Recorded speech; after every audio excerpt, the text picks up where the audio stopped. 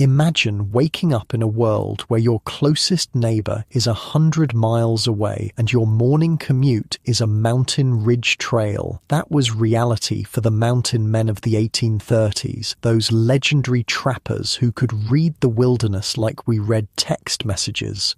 Their forgotten skills kept them alive in America's most unforgiving landscapes, and honestly, what they pulled off was nothing short of miraculous. Before we start, if these stories help you sleep, hit like or subscribe. Where are you listening from tonight? Comment your location and time. I always check comments, and it's wild seeing folks from Tokyo to Toronto drifting off to the same story. Alright, tonight we're going back to the rugged world of the mountain men. But before we go anywhere, get comfortable. Like properly comfortable. Adjust your pillows, pull that blanket up. Where we're going, you'll want to be settled in safe and warm. Your eyes open to a freezing Montana morning, 1834. The first thing that hits you isn't the cold, though that's brutal enough. It's the silence. Modern life is never this quiet. There's a stillness that makes your breath seem thunderous. The frost inside your shelter sparkles in dawn's first light, filtering through the smoke hole above. Each exhale creates a small cloud that hangs in the air before dissipating. You're lying on a bed of pine boughs covered with a buffalo robe, your rifle within arm's reach. Your back aches from the uneven ground beneath you. Unlike your memory foam mattress with its perfect support, this wilderness bed offers only the barest separation between you and the frozen earth. "Rise and shine, greenhorn," a gruff voice calls from outside. "Beaver ain't gonna trap themselves." That's Moses Harris, Black Harris to most, 40-something years old with a beard like steel wool and hands as gnarled as oak roots. A legend among trappers. Stories say he once killed 3 Blackfoot warriors with just his skinning knife after they ambushed him. You've been lucky enough to fall under his wing this season, your first in the mountains. "Coming," you mumble, your throat dry from the smoky air inside your brush shelter. You roll onto your side, every muscle protesting. Your shelter isn't much, just a simple lean-to made of branches and pine boughs, but compared to sleeping under the open sky, it's a palace. It took you less than an hour to build using skills Harris taught you. The mountain men could throw up basic shelters in minutes, a critical skill when the weather turned deadly without warning. Your clothes from yesterday are frozen stiff where you hung them to dry. Lovely. You pull them on anyway, the fabric cracking as it bends. They'll thaw and soften with your body heat soon enough. Modern outdoor gear with its Gore-Tex and synthetic insulation would be a miracle here, but you make do with what you have. Buckskin pants, a wool shirt and a fur-lined capote coat. Outside, the world is painted in silver and blue. The thermometer doesn't exist yet, but you'd guess it's maybe 15 degrees below zero. Your breath streams away like dragon smoke. Harris already has a small fire going, melting snow in a blackened coffee pot. "Thought you might sleep till spring?" he says, not looking up from the fire. "Coffee will be ready soon. Best drink in creation, especially when it's cold enough to freeze the balls off a brass monkey." You grunt in response, still not fully awake. The smell of the coffee is heavenly though, rich and bitter and promising warmth. Most mountain men considered coffee a necessity, not a luxury. Some would go without food before they'd go without coffee. It provided not just warmth and energy, but a psychological comfort that was hard to find out here. "Got 6 traps to check before we set new ones," Harris says, pouring the steaming coffee into a tin cup and handing it to you. "River's running high from yesterday's melt. Gotta be careful." You nod, wrapping your hands around the hot metal. The warmth seeps into your frozen fingers. Almost painful, but welcome. You lift the cup to your lips and take a cautious sip. It's strong enough to stand a spoon in. Mountain coffee, not the delicate brew you'd get at some city cafe. It's perfect. "Eat," Harris says, tossing you a strip of jerky. "Need your strength." The jerky is tough as old leather, requiring serious jaw strength to tear off a piece. It's elk meat dried months ago and hard as wood. You tuck it into your cheek to soften while you sip more coffee. This is breakfast on the frontier. No pancakes, no eggs, just meat and coffee. Sometimes pemmican if you're lucky, that dense mixture of dried meat, fat and berries that could keep a man alive through the harshest conditions. Saw wolf tracks yesterday, about a quarter-mile downstream, Harris mentions casually, as if discussing the weather. Big pack, 10, maybe 12, your stomach tightens. Wolves weren't usually a threat to armed men, but a hungry winter pack was unpredictable. Harris reads your expression and snorts. Don't worry so much, boy. Wolves got better sense than to tangle with us. They're after the same thing we are, food. Speaking of which, he kicks dirt over the fire, extinguishing it with practiced efficiency. Daylight's wasting.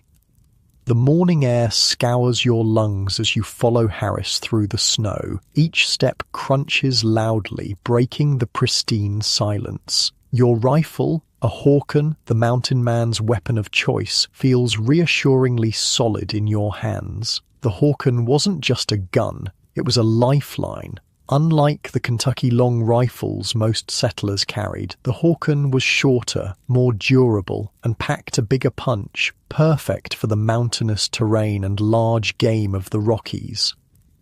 First rule of trapping, Harris says over his shoulder. Know your beaver. Know where they dam, where they feed, where they enter the water. You've heard this lecture before, but you listen anyway. In the mountains, repetition was how knowledge got hammered into your brain, and that knowledge kept you alive.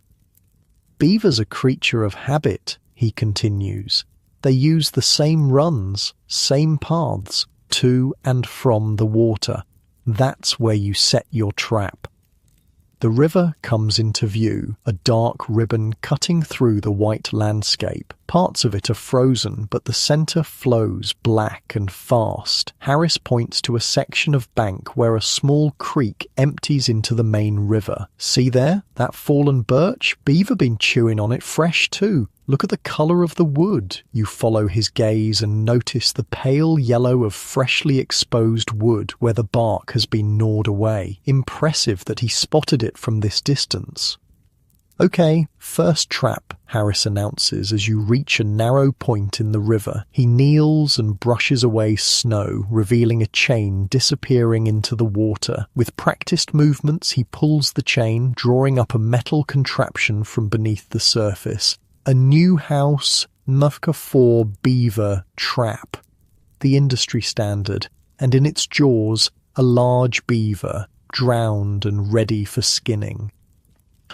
Got one. You can't help but feel excited. Each beaver means money, and money means supplies, ammunition, and eventually, if you're lucky, enough to buy land somewhere. Good placement, Harris nods approvingly. He takes out his skinning knife, a tool as important to a trapper as his rifle. Watch close now. Gotta do this right or you'll ruin the pelt. With swift, precise movements, Harris begins to skin the beaver. His knife slides between fur and flesh, separating the valuable pelt from the carcass with minimal damage. It's gruesome, but fascinating. The methodical way he works, never wasting a motion. Trick is to keep the knife edge up away from the hide, he explains. Nick the pelt and you lose value. Trading post ain't gonna pay full price for damaged goods. The wet, meaty smell fills your nostrils as Harris works. It's not pleasant, but it's a smell you've grown accustomed to. This is your life now. Blood and fur and survival. You'll do the next one, he says, finishing up and rolling the pelt fur side in. He tucks it into his possibles bag, the leather satchel where trappers kept essential items. Meat's good eating too, we'll take some back to camp.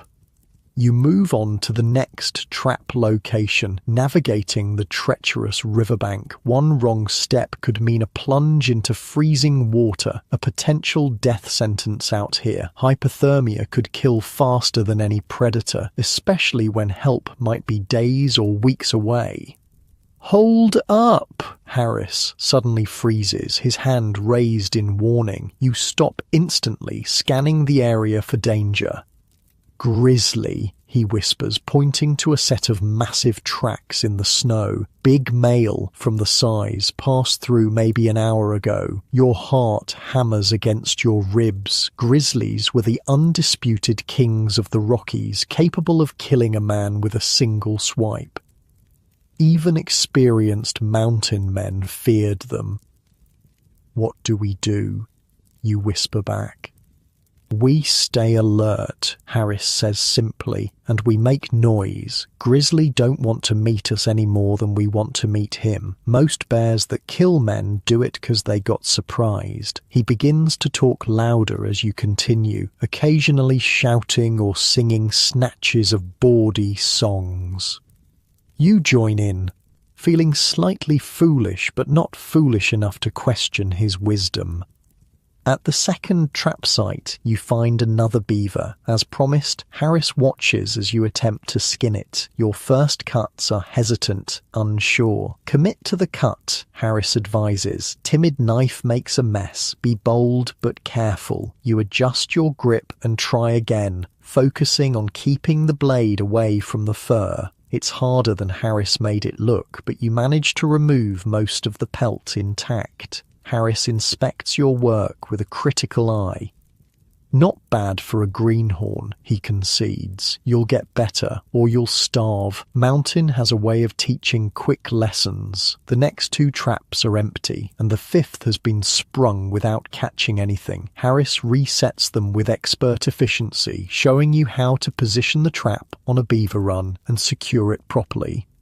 Trap's gotta be underwater, he explains, deep enough that the beaver drowns quick, otherwise the poor bastard might chew his own leg off to escape. Seen it happen. Beaver with 3 legs are wily as the devil himself. For bait, Harris pulls out a small wooden container from his possibles bag. Inside is a dark, pungent substance, castoreum, the oil from a beaver's scent gland mixed with various ingredients. Smells like hell, but beavers can't resist it, he grins, dabbing a small amount on a stick positioned above the reset trap. Think of it like putting up a no trespassing sign in beaver language. They come to investigate, and he makes a snapping motion with his hands. The last trap yields another beaver. A small one, but still valuable. You help Harris reset it, trying to mimic his precise movements. The metal is ice cold, numbing your fingers despite your leather gloves. How these men worked through winter with primitive gear seems almost superhuman now. That's all for checking, Harris announces. Now we set new ones upstream. You follow him as he scouts new locations, studying the banks for signs of beaver activity, gnawed trees, slides where beavers enter the water, and the remains of dams. It's detective work, reading the subtle signs most people would miss entirely. There, Harris points to a narrow channel between 2 small islands. Perfect spot. Beavers got to swim through there to reach that stand of aspens they've been feeding on. He wades into the frigid water, seemingly unbothered by the cold that would send most men into shock. Mountain men developed an almost supernatural tolerance for discomfort, or perhaps they just accepted it as the cost of freedom. Trick is to disguise the human scent, Harris explains, dipping the trap in mud before setting it. Beavers got a nose that'd put a bloodhound to shame. You help place 3 more traps in strategic locations, your hands numb and clumsy from the cold. By the time you finish, the sun has climbed higher, warming the air slightly, but doing little to thaw your frozen extremities. Should head back, Harris decides, studying the sky. Weather's turning. You look up and notice dark clouds gathering over the western peaks. In the mountains, weather changed with terrifying speed. A clear morning could become a deadly blizzard by afternoon. How can you tell, you ask, seeing nothing obviously threatening in the clouds? Harris taps his nose. Smell it? Air's got that metallic taste. Snow's coming. Big storm too. Best be back at camp when it hits. You strain your senses, but detect nothing unusual. Still, you've learned to trust Harris's instincts. The mountain men developed a sixth sense for weather patterns. They had to. Being caught unprepared could be fatal. The trek back to camp is more difficult, laden down with beaver pelts and meat. The temperature drops noticeably as clouds roll in, blocking the sun. Your earlier tracks are already partially filled with fresh snow. Pace yourself, Harris advises when he notices you breathing hard. Sweat's your enemy in cold. Get wet, get dead. It's a common saying among mountain men. In sub-zero temperatures, sweat-soaked clothing could freeze, rapidly lowering body temperature. Many an inexperienced trapper had died not from starvation or animal attacks, but from the simple mistake of overexertion, followed by rest in frigid conditions. When we get back, Harris says, I'll show you how to stretch and prepare those pelts. Gotta do it right, or they'll rot. This was the unglamorous side of trapping, the meticulous preparation of furs that took hours of careful work. Each pelt had to be stretched on a willow hoop or board, scraped clean of fat and flesh, and properly dried. Any mistake in the process could ruin the fur's value. How many you reckon you need to make it through winter? Harris asks. You consider the question. Each beaver pelt fetched roughly $3 at the trading posts, a significant sum in the 1830s, but supplies were expensive in the mountains, where everything had to be hauled in by mule train. 100 maybe, you venture, Harris snorts. Try 200, minimum. And that's if you're frugal. Winter's long up here, longer than you can imagine. The implication is clear. You need to work faster, trap more efficiently. Your survival depends on it. No welfare, no safety net, just your skills and determination standing between you and starvation. Camp comes into view just as the first snowflakes begin to fall. You've been out since dawn, and your body aches with fatigue. But there's no rest yet. The pelts need attention, firewood needs gathering, and food needs preparing. The work of survival never ends.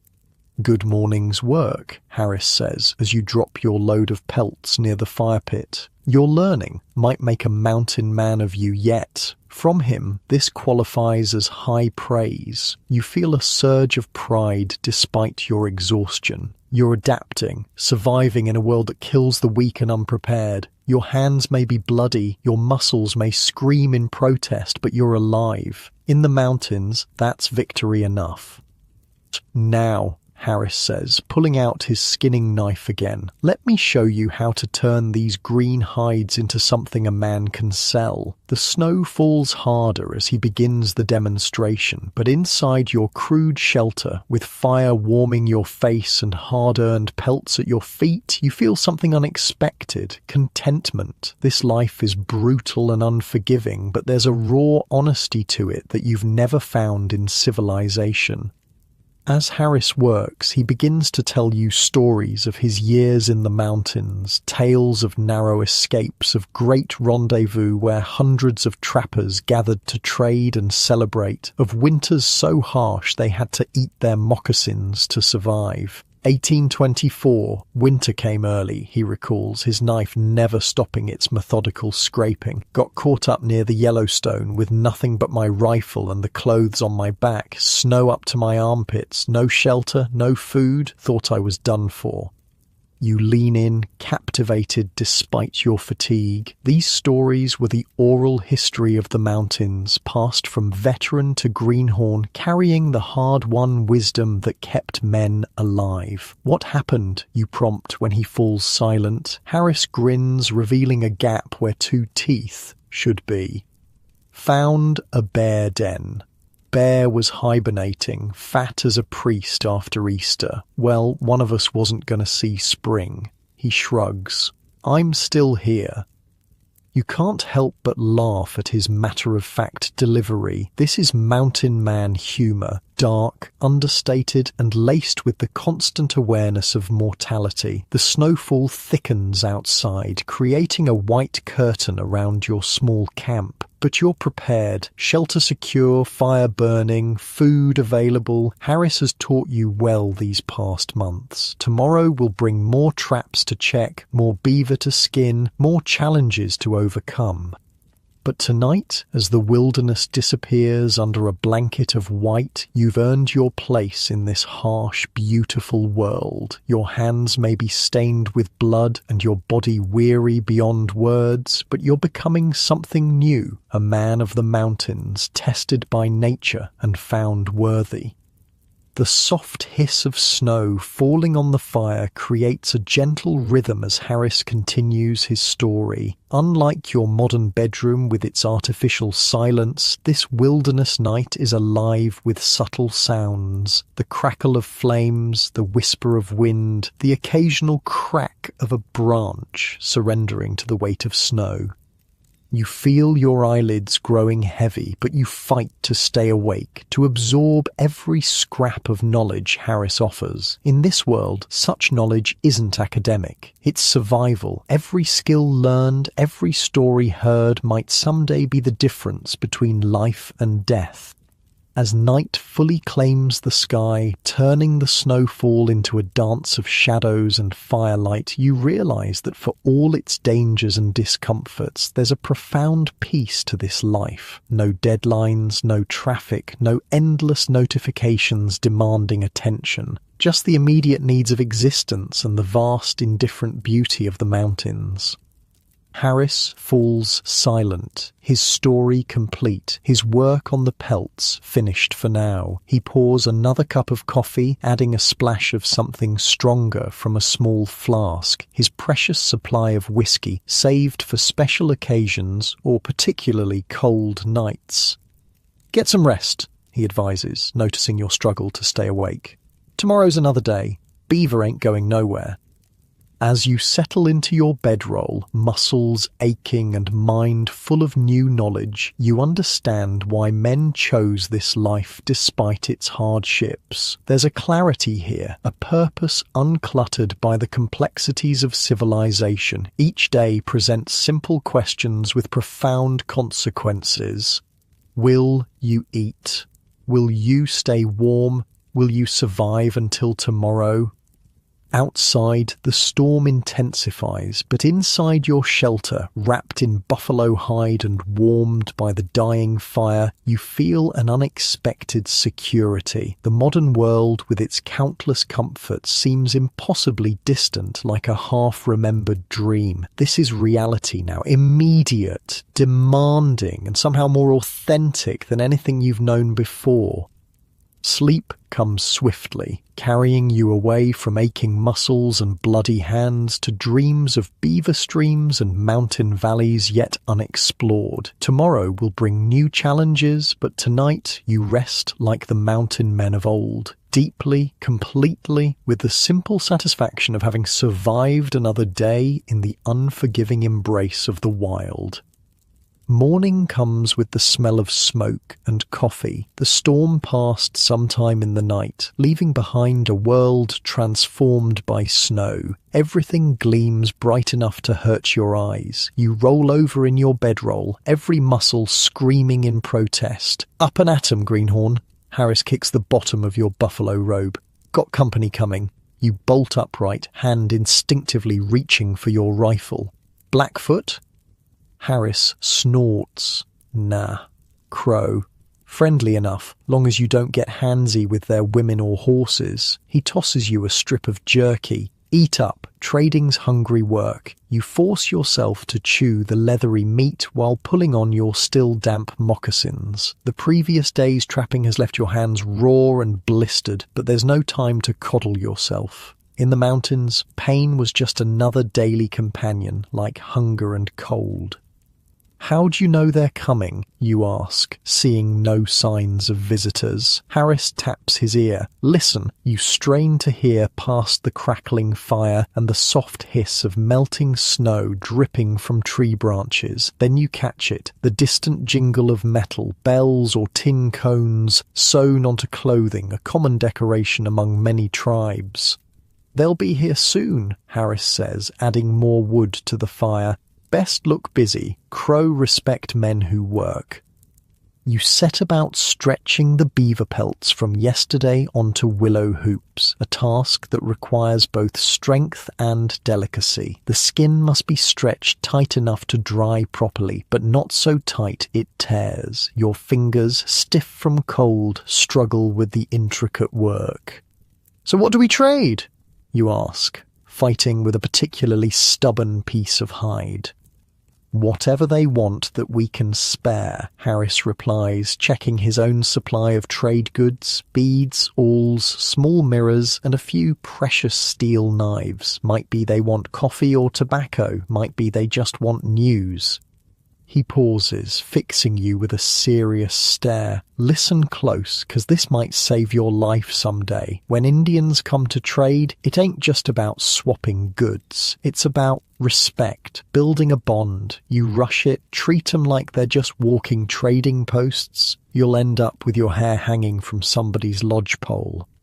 You nod, absorbing the lesson. Mountain men who survived long-term had to be diplomats as well as trappers. The wilderness was native territory, and a man alone couldn't afford to make enemies. First thing is the gift, Harris continues. You always offer something before trading starts. Something good, not just leftovers. Shows goodwill. What if I don't have anything to spare, you ask. Harris chuckles darkly. Then you better hope they like your jokes, 'cause your scalp ain't worth much. Before you can respond, the sound of approaching horses becomes unmistakable. Harris straightens up, adjusting his possibles bag and checking that his knife and pistol are accessible but not prominently displayed. A subtle gesture tells you to do the same. Let me do the talking, he mutters. At least at first. The crow arrive like a painting come to life. 8 riders on painted ponies, their hair adorned with feathers, their clothing a riot of colours and intricate beadwork. Unlike the fringed buckskins depicted in dime novels, these men wear a practical mix of traditional dress and traded goods. Several sport wool blankets draped over shoulders, and one has a US Army coat modified with quillwork and beads. Their leader, distinguished by an impressive headdress of eagle feathers, raises his hand in greeting. "How, Black Harris," he calls in heavily accented English. "How, 2 moons," Harris responds, using the universal plains greeting. He raises his hand, palm forward in the gesture of peace. "Been a long winter." 2 moons dismounts with fluid grace, his face weathered but his eyes sharp and intelligent. The other warriors remain on horseback, watching you with undisguised curiosity. "New face." 2 moons nods toward you. "Your son," Harris laughs. "Nah, just teaching him how not to die. Names." He turns to you expectantly. "William," you supply. Then, remembering mountain man custom, add Will Green. 2 moons studies you for a moment, then nods. "Good name. Easy to say." Among trappers and tribes alike, a simple name that could be pronounced by many tongues was an advantage. Harris reaches into his bag and pulls out a small pouch of tobacco, his prized Virginia blend, carefully rationed through the winter. "For you, old friend," he says, offering it to 2 moons with both hands. "Best smoke this side of St. Louis." The crow leader accepts the gift with appropriate ceremony, sniffing the tobacco appreciatively. "Good medicine," he pronounces. Then, from within his own robe, he produces a small parfleche, a rawhide container, decorated with geometric designs. "For you, buffalo tongue my wife made." Harris accepts the gift with evident pleasure. Preserved buffalo tongue was considered a delicacy, rich and flavorful compared to the monotonous diet of jerky and whatever game could be hunted. "Your woman makes the best," Harris says, tucking the parfleche away carefully. "Please thank her for me." The formal exchange of gifts complete, the atmosphere relaxes perceptibly. Two Moons gestures, and his men dismount, coming to warm themselves by your fire. One young warrior continues to stare at you with particular intensity. "That's walks far," Harris murmurs to you. "First war party last fall. Took 2 Blackfoot scalps. He's looking to add to his count, so don't stare back too hard." You swallow nervously and busy yourself with the pelts. Despite Harris's assurances that the Crow were allies, the tension is palpable. These men were formidable warriors in their own right, capable of killing with terrifying efficiency if provoked. Two Moons speaks rapidly in Crow to his men, who produce various items for trade: beautifully tanned hides, moccasins sewn with colourful quill work, and several bags of pemmican. The real trading is about to begin. "Watch and learn," Harris advises. "Trading's got its own language." What follows is a masterclass in frontier diplomacy. Harris never shows too much interest in any item, no matter how valuable. He examines each offering casually, making non-committal noises. Two Moons does the same with Harris's trade goods. Both men know exactly what they want, but the protocol must be observed. "This knife," Two Moons finally says, picking up one of Harris's steel blades. "Good metal?"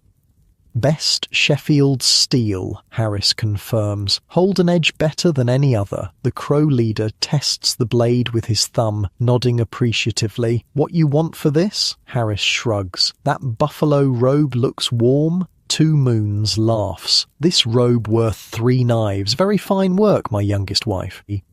And so the haggling begins in earnest. Back and forth they go, each man praising his own goods while finding fault with the others. It's a dance, a ritual, as important as the actual exchange of items.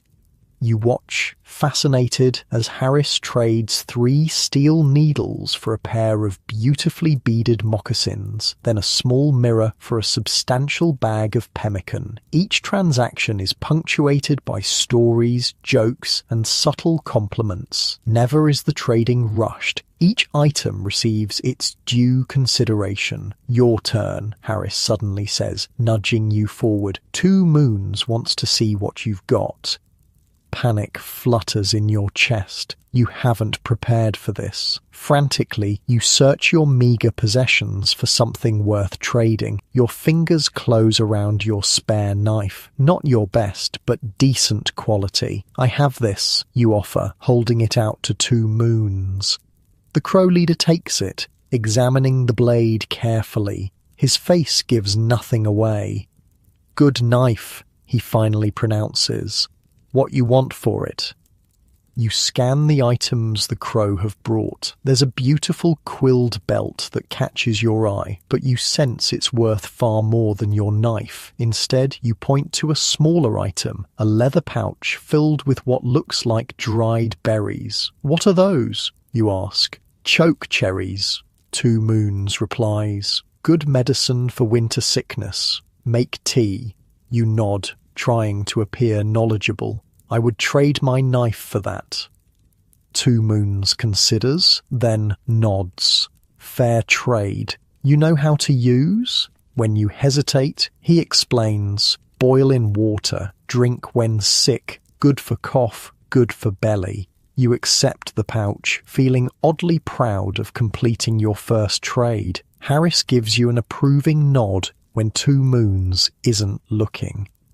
The trading continues for another hour, a leisurely process interspersed with conversation and the sharing of news. You learn that a party of American Fur Company men was attacked by Blackfoot 2 moons ago, losing 3 trappers and most of their winter take. The Crow themselves had skirmished with Sioux war parties pushing into their hunting grounds. 2 of their young men had been killed, a serious blow to a small band.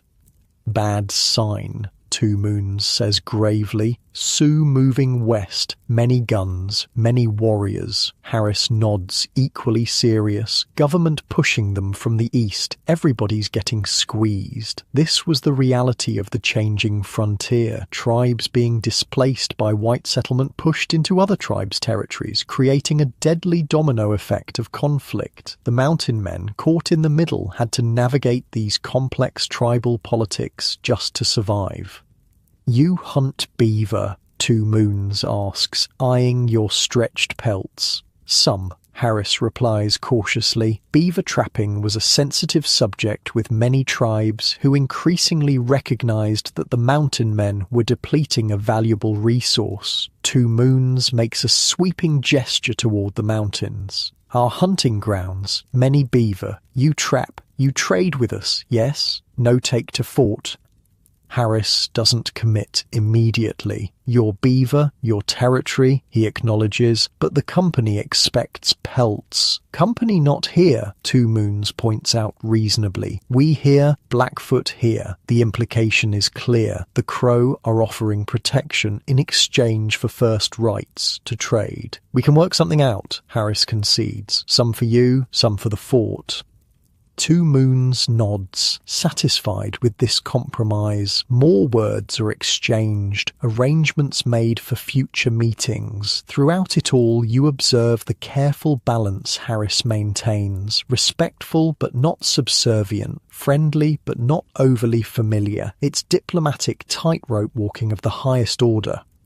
As the trading winds down, one of the younger Crow not walks far, but another whose name you didn't catch approaches you directly. He points to your rifle, then to himself, making his interest clear. "He wants to see your Hawken," Harris translates unnecessarily. You hesitate. A man's rifle was his life out here, not something casually handed over to strangers. But refusing could be taken as an insult. "Just let him look," Harris advises quietly. "Don't give it to him loaded." Carefully, you check that the rifle is unloaded before passing it to the young warrior. He accepts it with reverent hands, admiring the octagonal barrel and the brass fittings. His fingers trace the wooden stock, worn smooth by use. "Good medicine," he says in halting English. "Kill buffalo far away?" You nod. "Yes, good for buffalo, good for elk." The warrior raises the rifle to his shoulder, sighting along the barrel toward a distant tree. His form is perfect, clearly familiar with firearms. After a moment, he hands it back to you with obvious reluctance. "Someday I get rifle like this," he says. "Trade many horses." You nod, understanding his desire. For the Plains tribes, adopting firearms wasn't just about having better weapons. It was about survival in a changing world. Those without guns were increasingly at the mercy of those who had them. 2 Moons gives a command, and his men begin mounting up. The trading is over. As a final gesture, the Crow leader approaches you directly.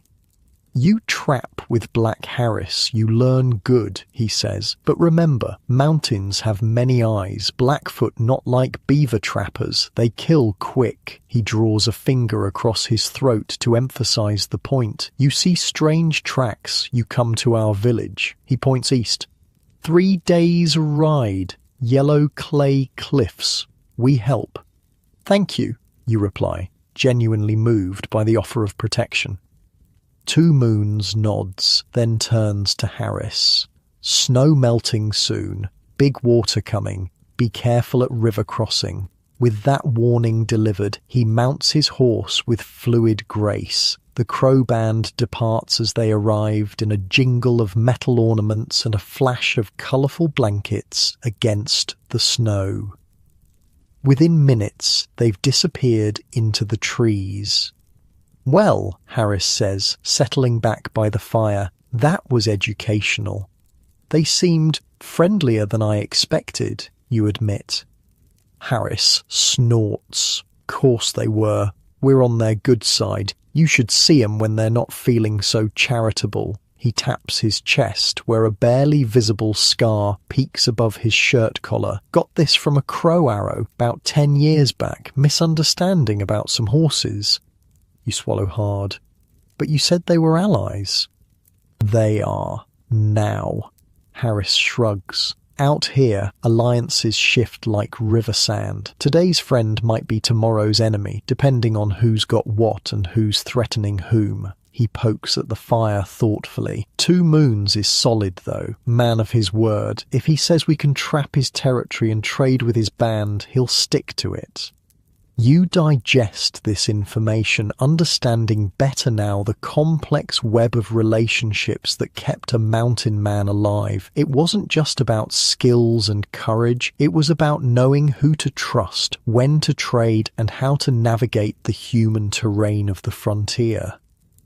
What he said about the Blackfoot, you begin.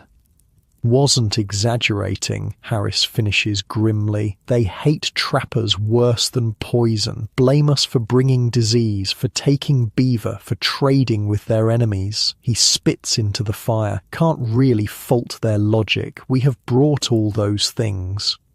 This was the moral ambiguity of frontier life laid bare. The mountain men were invaders in a sense, disrupting economies and ecologies that had existed for centuries, yet they saw themselves as free men, pursuing the right to make their way in an open wilderness.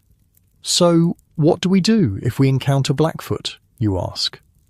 Pray they don't see us first, Harris says bluntly. If they do, and there's just a few, might be we can talk our way out. I speak enough of their tongue to be polite. If there's many, he shrugs. We run, hide, or fight. Not many other options. The casual way he discusses potential death sends a chill through you that has nothing to do with the mountain air. This was the reality behind the romantic myths, constant vigilance, knowing that each day might be your last.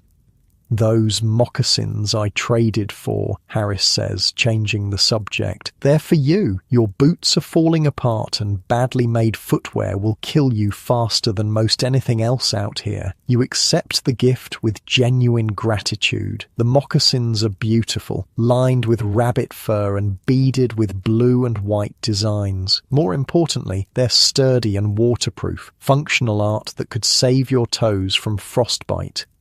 Thank you, you say, immediately removing your worn leather boots to try them on. Don't thank me, Harris grunts. Thank 2 moons next time. I traded those needles specific for those moccasins. Saw you limping yesterday. The moccasins fit perfectly, as if made for your feet. The comfort compared to your old boots is immediate and dramatic. How'd they know my size? You wonder aloud. Harris chuckles. They didn't. Crow women make 'em one size. Big. You stuff 'em with grass or rabbit fur till they fit just right. He tosses you a handful of dried grass. Here, padding for the toes. You stuff the grass into the toes of the moccasins, marveling at the simple ingenuity of the design. They conform to your feet, providing support without restriction. No wonder mountain men often adopted native footwear over European styles. Trading ain't just about goods, Harris says, watching you adjust your new footwear. It's about survival. Man alone out here trying to make everything himself. He's dead inside a season. Gotta have partners, allies. He gestures to your feet. Those moccasins might save your life when we cross the high passes, worth more than their weight in beaver pelts. You nod, understanding better now. The mountain man wasn't the solitary hero of dime novels conquering the wilderness alone. He was a connector, a cultural bridge between worlds, relying on a network of relationships to survive. We move camp tomorrow, Harris announces, checking the position of the sun. 2 moons was right about the snowmelt. This valley's gonna flood soon. Need to get to higher ground before the trails turn to mud. You look around at the camp you've grown accustomed to, the lean-to shelters, the established fire pit, the familiar landmarks. The prospect of moving, of starting again somewhere new, fills you with both excitement and apprehension. Where to, you ask? Harris points west, toward a notch between two snow-capped peaks. There's a high valley about 2 days' travel. Good beaver, good hunting, and easier to defend if trouble comes calling. He eyes the sky thoughtfully. Weather looks fair. We'll pack tonight. Head out at first light. You nod, already mentally inventorying your meager possessions. In the mountains, a man travelled light or not at all. Everything had to earn its keep, justify the effort of carrying it over difficult terrain. "Ah, those crow," you say after a moment's reflection. "They're not what I expected." Harris raises an eyebrow. "How so?" "They seemed practical, smart, not like the savages in the stories." Harris spits disgustedly. "Those stories are horseshit, written by men who never set foot west of the Mississippi. Indians ain't savages, and they ain't noble mystics either. They're people, some good, some bad, most just trying to survive, same as us." He fixes you with a hard stare. "Remember that. Might save your life someday." You nod, chastened by the rebuke, but appreciating the wisdom behind it. The frontier was teaching you to see clearly, to shed preconceptions that could prove fatal in this unforgiving land. As you begin packing for tomorrow's journey, you reflect on how much you've already learned, not just about trapping and trading, but about the complex human geography of the mountains. The wilderness demanded not only physical endurance, but also a kind of social intelligence, knowing who to trust, how to communicate across cultural divides, when to stand firm and when to compromise. These were the true skills of the mountain man, as essential to survival as fire-making or marksmanship, and like those more tangible abilities, they could only be acquired through experience, through trial and error in a landscape where errors were rarely forgiven. Night falls as you finish your preparations, transforming the snow-covered valley into a silver landscape under a rising moon. Tomorrow will bring new challenges, new territories to navigate. But tonight, with your belly full of traded pemmican and your feet warm in crow moccasins, you feel a growing confidence in your ability to face whatever the mountains might throw at you. Harris, seasoned by decades in the wilderness, catches your expression and offers a rare smile. "Your learning, greenhorn," he says, "might make a mountain man of you yet." Coming from him, it's the highest praise imaginable. You sleep soundly that night, dreaming not of civilization's comforts, but of high valleys and beaver streams, of successful trades and new allies in a vast wild land that's slowly becoming home. Dawn breaks with a symphony of birdsong. The forest around you stirs to life as you and Harris finish breaking camp. You've become efficient at this nomadic routine. Shelters dismantled, fire properly extinguished, all traces of your presence minimized. Not just to leave no trace, but because in these mountains, leaving obvious signs of your passing was like sending an engraved invitation to trouble. "Ready?" Harris asks, securing the last bundle to his pack horse. You've packed lighter than you thought possible, your entire life now contained in a bedroll, possible bag, and a few strategically tied bundles. "Ready?" you confirm, adjusting your new moccasins. The crow-made footwear already feels like part of your feet, conforming perfectly to every contour. The journey west is arduous, climbing steadily into higher elevations. The trails, if they can be called that, are often little more than game paths winding through dense forest and across rocky slopes. Harris leads with the confidence of a man reading a well-marked map, though no such luxury exists. His mental geography, built through years of exploration, guides you through passes and around obstacles invisible to your untrained eye. See that notch? Harris points to a V-shaped cut between two peaks ahead. That's Thunder Pass. Valley we want is just beyond. You study the distant landmark, trying to commit it to memory. Mountain men navigated by such features. Distinctive peaks, unusual rock formations, river confluences. In a landscape without signposts, these natural markers were their compass points. By midday, you've gained significant elevation. The air thins noticeably, each breath delivering less satisfaction to your lungs. You fight the urge to pant, knowing it would only waste precious energy. "Hold up," Harris suddenly whispers, raising his hand in the universal sign to stop. You freeze instantly, eyes scanning for danger.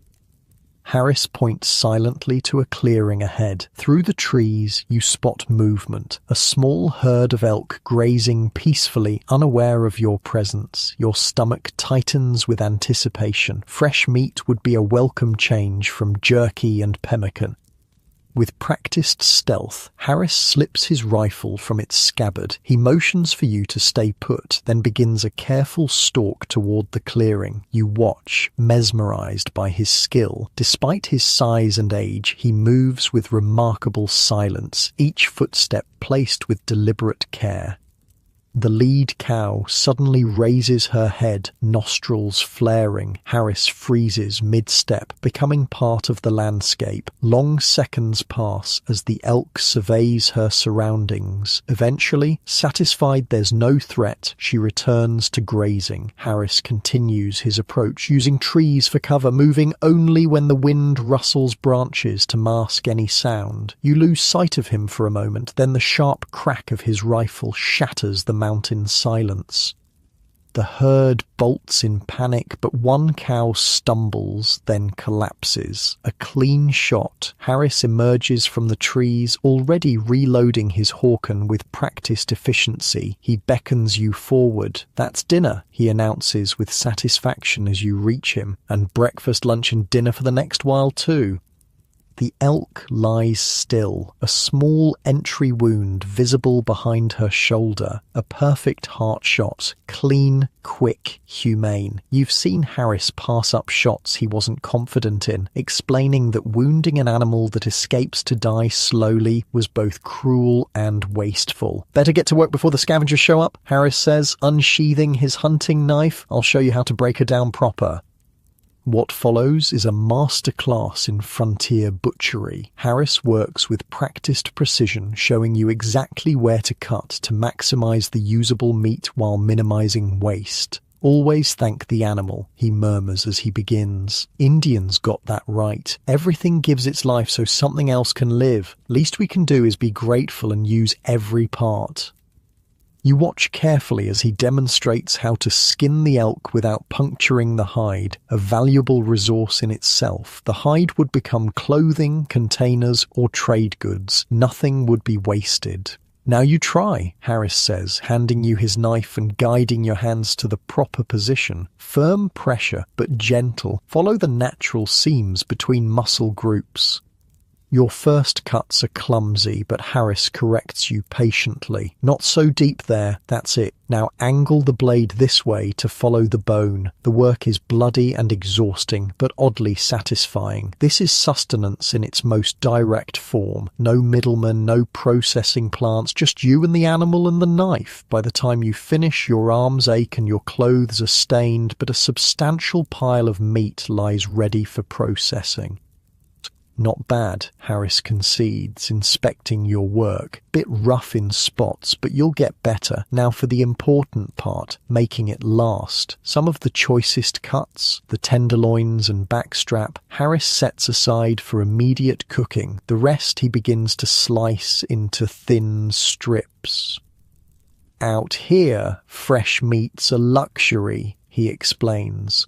"Most of this needs to be preserved. Some will smoke, some will dry, and some," he grins, "will make into pemmican. Best trail food ever invented." As you help slice the meat, Harris explains the process. Pemmican's simple, but takes work. Dry the meat till it's brittle, pound it to powder, mix with rendered fat and berries if you've got 'em. Done right, it'll keep for years. He instructs you to gather wood for a smoking rack while he continues processing. By the time you return with an armload of green branches, he's constructed a simple frame over which the meat strips will be draped. All low heat, lots of smoke, he directs as you build a fire beneath the rack. Want to dry it, not cook it. As the meat begins to smoke, Harris turns his attention to rendering fat. He carefully cuts chunks of tallow from around the elk's kidneys, the highest quality fat. "This here's the gold," he explains, placing the fat in your camp kettle. Cleanest fat on the animal. Melts down smooth, no gamey taste. The process is time-consuming but methodical. While the meat smokes, the fat renders slowly over a separate small fire, transforming from solid chunks to clear liquid gold. Harris occasionally skims impurities from the surface with a wooden spoon. "My first winter in the mountains," Harris reminisces as he works. "I damn near starved because I didn't know how to preserve meat proper. Shot a deer, ate what I could, rest spoiled before I knew it. Learned quick after that." The afternoon stretches into evening as the preservation work continues. Harris rotates the meat strips occasionally, ensuring even drying. The smell is intoxicating, smoky, savoury, primal. "Company coming," Harris suddenly announces, though you've heard nothing. Moments later, you detect the distant sound of horses approaching. Your hand moves instinctively toward your rifle. "Easy," Harris cautions. "That'll be Jackson's bunch. They trap the next valley over." Sure enough, 3 riders soon appear on the trail below. They approach openly, hands visible, the frontier etiquette that distinguished friend from foe. As they draw closer, Harris raises a hand in greeting. "'Bout time you showed up," he calls. "Thought the Blackfoot might have got you?" The lead rider, a weathered man perhaps older than Harris, laughs. "Takes more than Blackfoot to put old Caleb Jackson under. Smelled your smoke from a mile off, figured it was either you or a forest fire." The men dismount and you're introduced to Caleb Jackson and his companions, a taciturn mountain man called Broken Hand Peterson and a younger trapper not much older than yourself, introduced simply as Webb. "My new shadow," Harris says, nodding toward you. "Teaching him the ropes." Jackson surveys you with calculating eyes. "Hope he's a quick study. Mountains don't suffer slow learners." "He'll do," Harris says, and the simple affirmation fills you with unexpected pride. The new arrivals unsaddle their horses and make themselves comfortable around your fire. Frontier hospitality demands sharing food and fire with visitors, a custom born of mutual dependence in a harsh land. "Brought something to wet our whistles," Jackson announces, producing a small jug from his pack. "Missouri whiskey, the real stuff, not that rot gut they sell at Rendezvous." Harris's eyes light up. Alcohol was a rare luxury in the mountains, carefully rationed and saved for special occasions. Well now, that changes the complexion of the evening. Jackson passes the jug, and each man takes a modest swig. Even in celebration, wasting precious spirits was foolish. When the jug reaches you, you take a cautious sip. The whiskey burns like liquid fire, but spreads a welcome warmth through your tired body. As night falls, you feast on fresh elk meat, roasted simply over the fire. The conversation flows as freely as circumstances allow, with news exchanged and stories shared. These informal gatherings were the mountain man's newspaper, post office, and social club combined. Heard the American Fur Company's offering $5 a plew this season, Webb mentions between bites. Beavers getting scarce. Or $5 won't matter if you can't get your furs to market, Peterson counters in his gravelly voice. Blackfoot's been hitting the supply trains hard. 3 outfits ambushed last month. This sparks a discussion of routes and danger zones. Information more valuable than gold in the mountains? You listen intently, mentally mapping safe passages and areas to avoid. As the meal concludes, Harris returns to the task of pemmican making. The dried meat, now brittle as old leather, is ready for the next step. He places portions in a clean hide, then demonstrates how to use a smooth riverstone as a hammer, pounding the meat into fine powder. "Your turn," he says, handing you the stone. "Arm'll feel like it's falling off before you're done, but that's the price of eating through winter."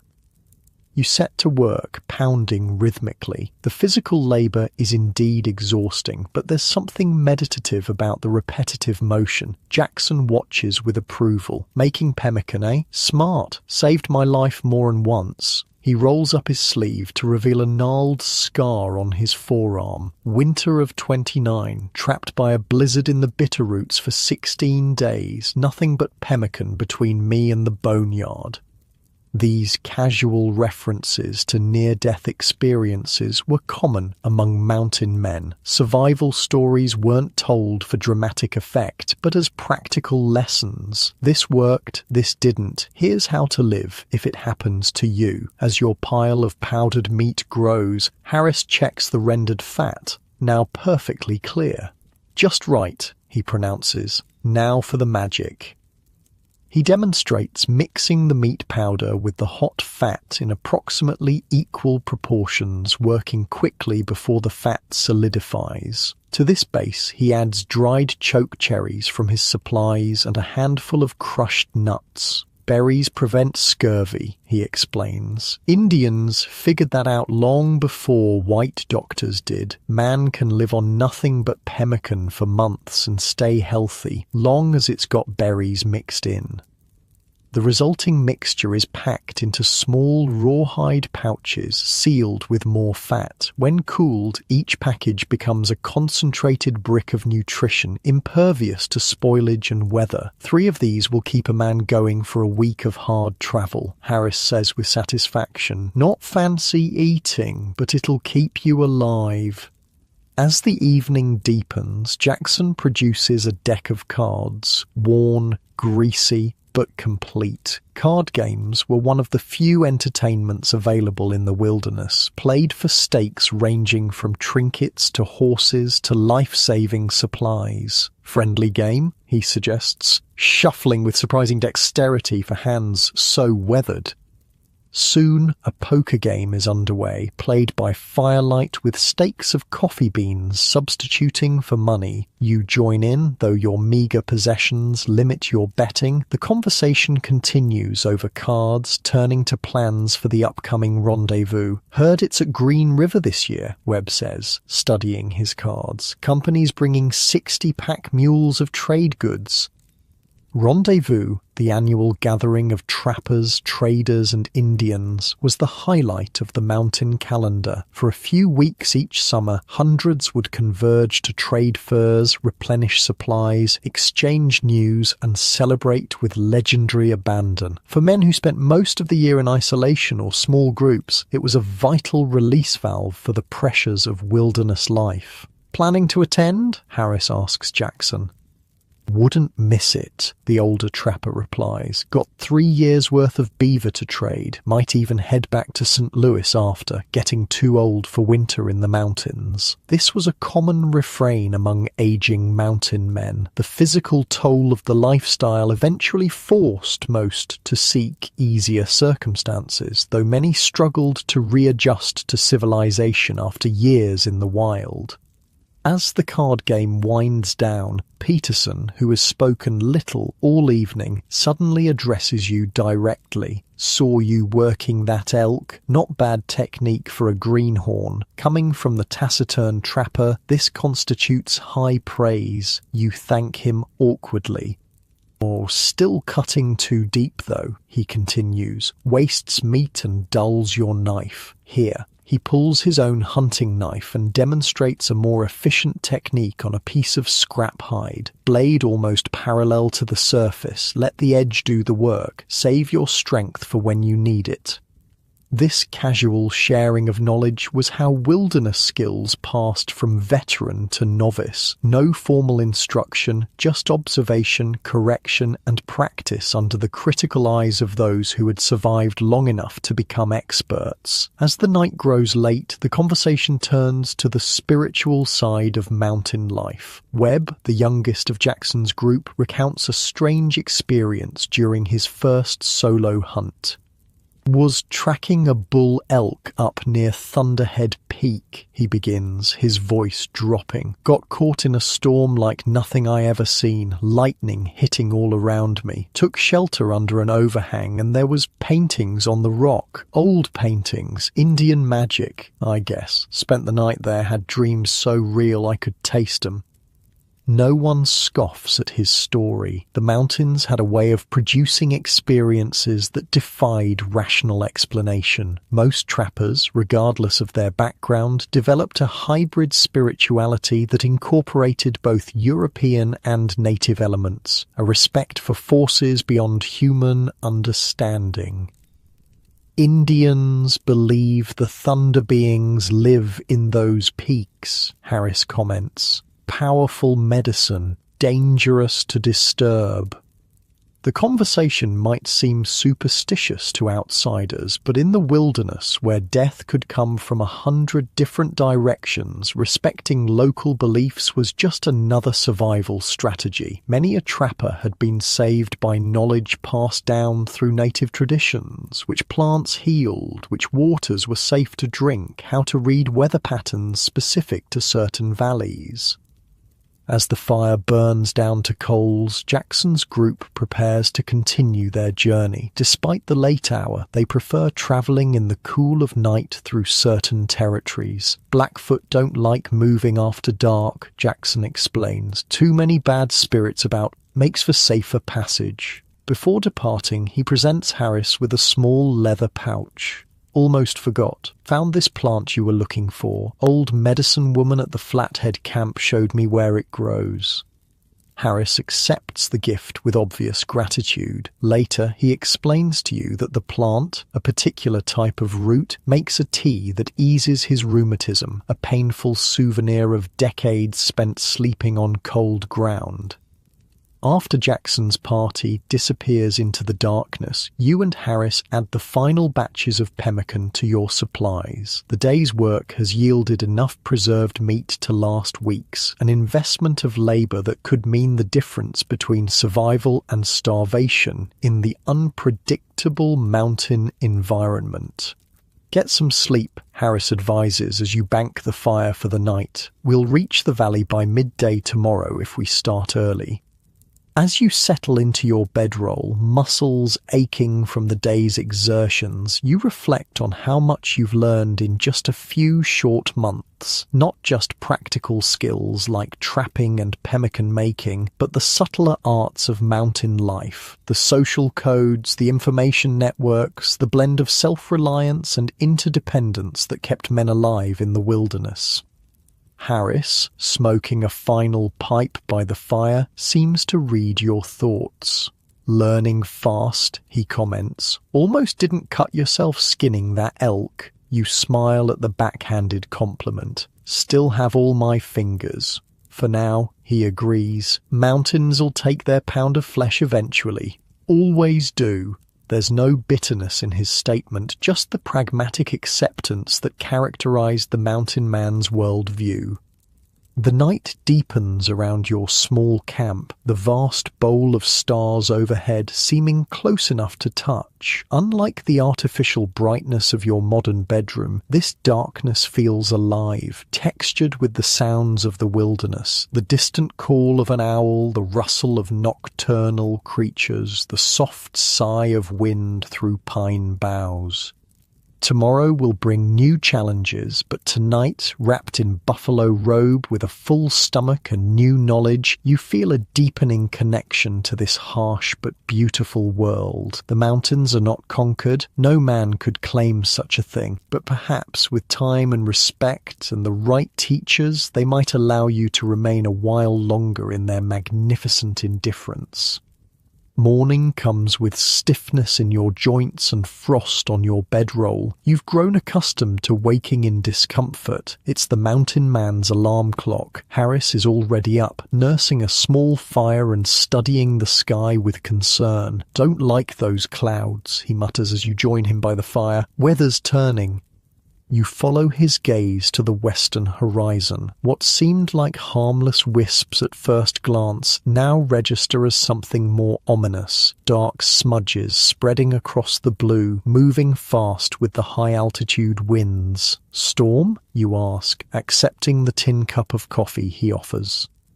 "Big one. From the look. We need to push hard, reach that valley before it hits."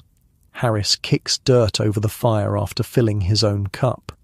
"No time for breakfast beyond coffee. We'll eat while we ride." You pack quickly, muscles working on automatic after months of the same routine. The horses sense the urgency, stamping nervously as you secure your gear. Animals know when bad weather approaches long before humans catch on. The trail steepens as you continue toward Thunder Pass. What began as a relatively easy forest path turns into a grueling switchback climb over loose shale and exposed rock faces. The horses struggle in spots, forcing you to dismount and lead them through the trickiest sections. Trail gets better on the other side, Harris promises, noticing your labored breathing. The thinning air at this elevation makes every step an effort. The clouds continue their relentless advance, darkening now, their edges turning an ominous purple-grey. The wind picks up, carrying a biting chill that cuts through your buckskins. "Might not make the valley," Harris admits as you pause to rest the horses. "Need to start thinking about alternatives." Halfway up a mountain during an approaching storm was nobody's idea of an ideal situation. You scan the terrain, trying to think like Harris has taught you. What would provide shelter? Where would be safest? There, you point to a rocky outcropping about half a mile off the trail. Would that work? Harris studies your suggestion with a critical eye, then nods approvingly. Good eye. Got an overhang, some wind protection. Might do in a pinch. You continue climbing, pushing harder now as the first distant rumble of thunder reaches your ears. The wind gusts stronger, carrying the unmistakable scent of rain. The horses grow increasingly skittish, sensing the coming storm. Just as you reach a relatively flat section near the pass summit, disaster strikes. Harris's pack horse steps into a hidden hole, stumbling violently. Though the animal catches itself, the sudden movement shifts its load. Before either of you can react, Harris's carefully packed supplies tumble down the steep slope behind you, bouncing and scattering across hundreds of feet of rocky terrain. Son of a bitch, Harris curses, quickly dismounting to secure the remaining gear before it follows. Everything we can't afford to lose just went over the side. The implications hit you immediately. Those packs contained most of your food, ammunition, and winter supplies. Critical items that meant the difference between comfort and privation, possibly even between life and death. Harris surveys the scattered gear with a practiced eye. Most of it looks recoverable, but it'll take time we don't have with this storm coming. He makes a quick decision. I'll go after the supplies. You push onto that outcropping you spotted. Start setting up shelter. I'll join you there.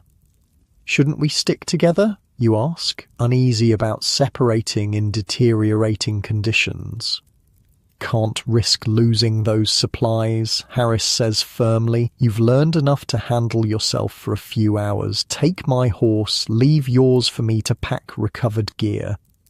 There's no time to argue. Harris transfers his rifle and a few essentials to a small pack, gives you brief directions to the outcropping, and starts picking his way down the treacherous slope. You watch him for a moment, admiring the sure-footed confidence with which he navigates terrain that would make a mountain goat pause. "Don't wait on me if the storm hits full force," he calls back. "Get shelter built and fire started while you still can."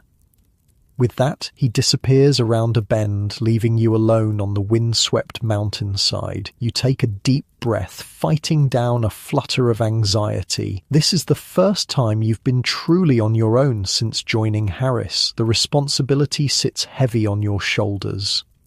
Leading both remaining horses, you make your way toward the outcropping. The wind strengthens with each passing minute, now carrying occasional fat droplets of rain, harbingers of the deluge to come. The temperature drops noticeably, the mountain's way of announcing that this storm means business.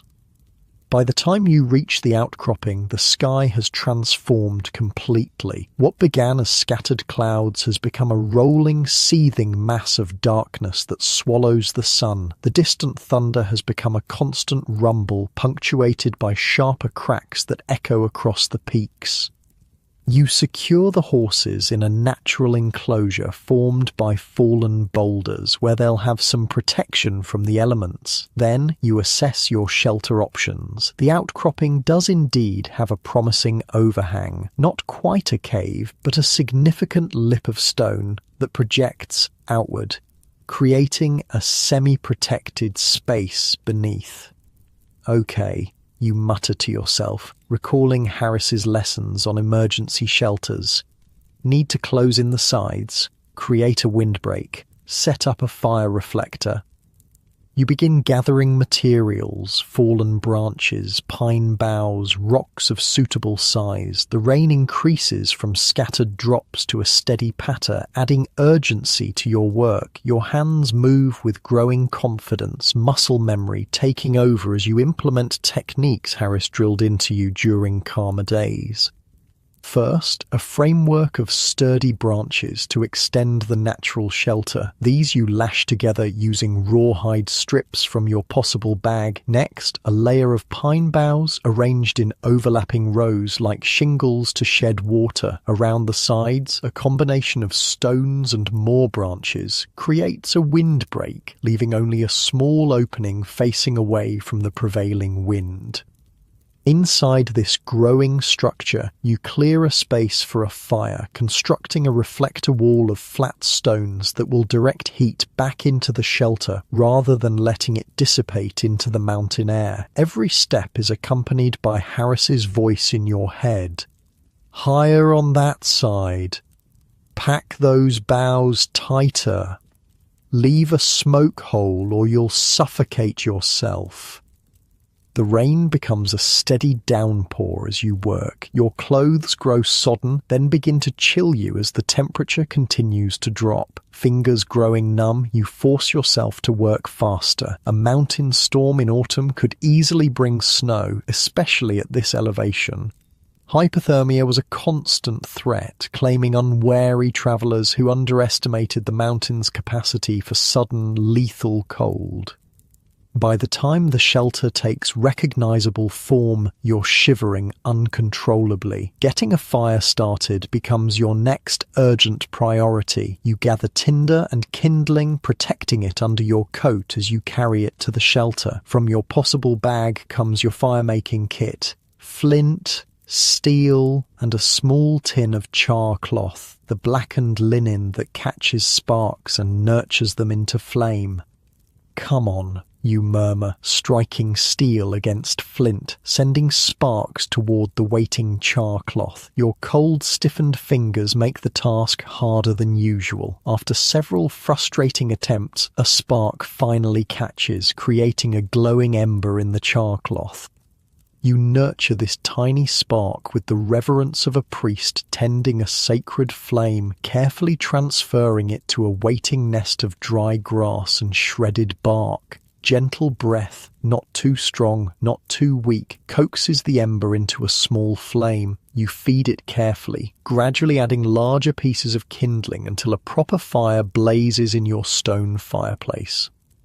The shelter transforms with the fire's birth. What was a damp, uninviting space becomes a haven of warmth and light. You hang your soaked outer garments near the flames to dry, keeping on enough layers to maintain modesty, but allowing your body to benefit from the fire's heat.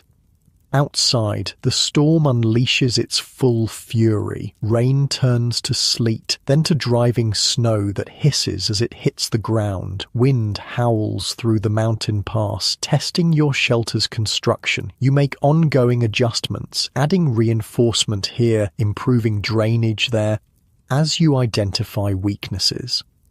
2 hours pass with no sign of Harris. Concern grows in your gut, though you try to suppress it. He's the most capable woodsman you've ever met, certainly able to handle himself in a storm. Still, accidents happen even to the most experienced.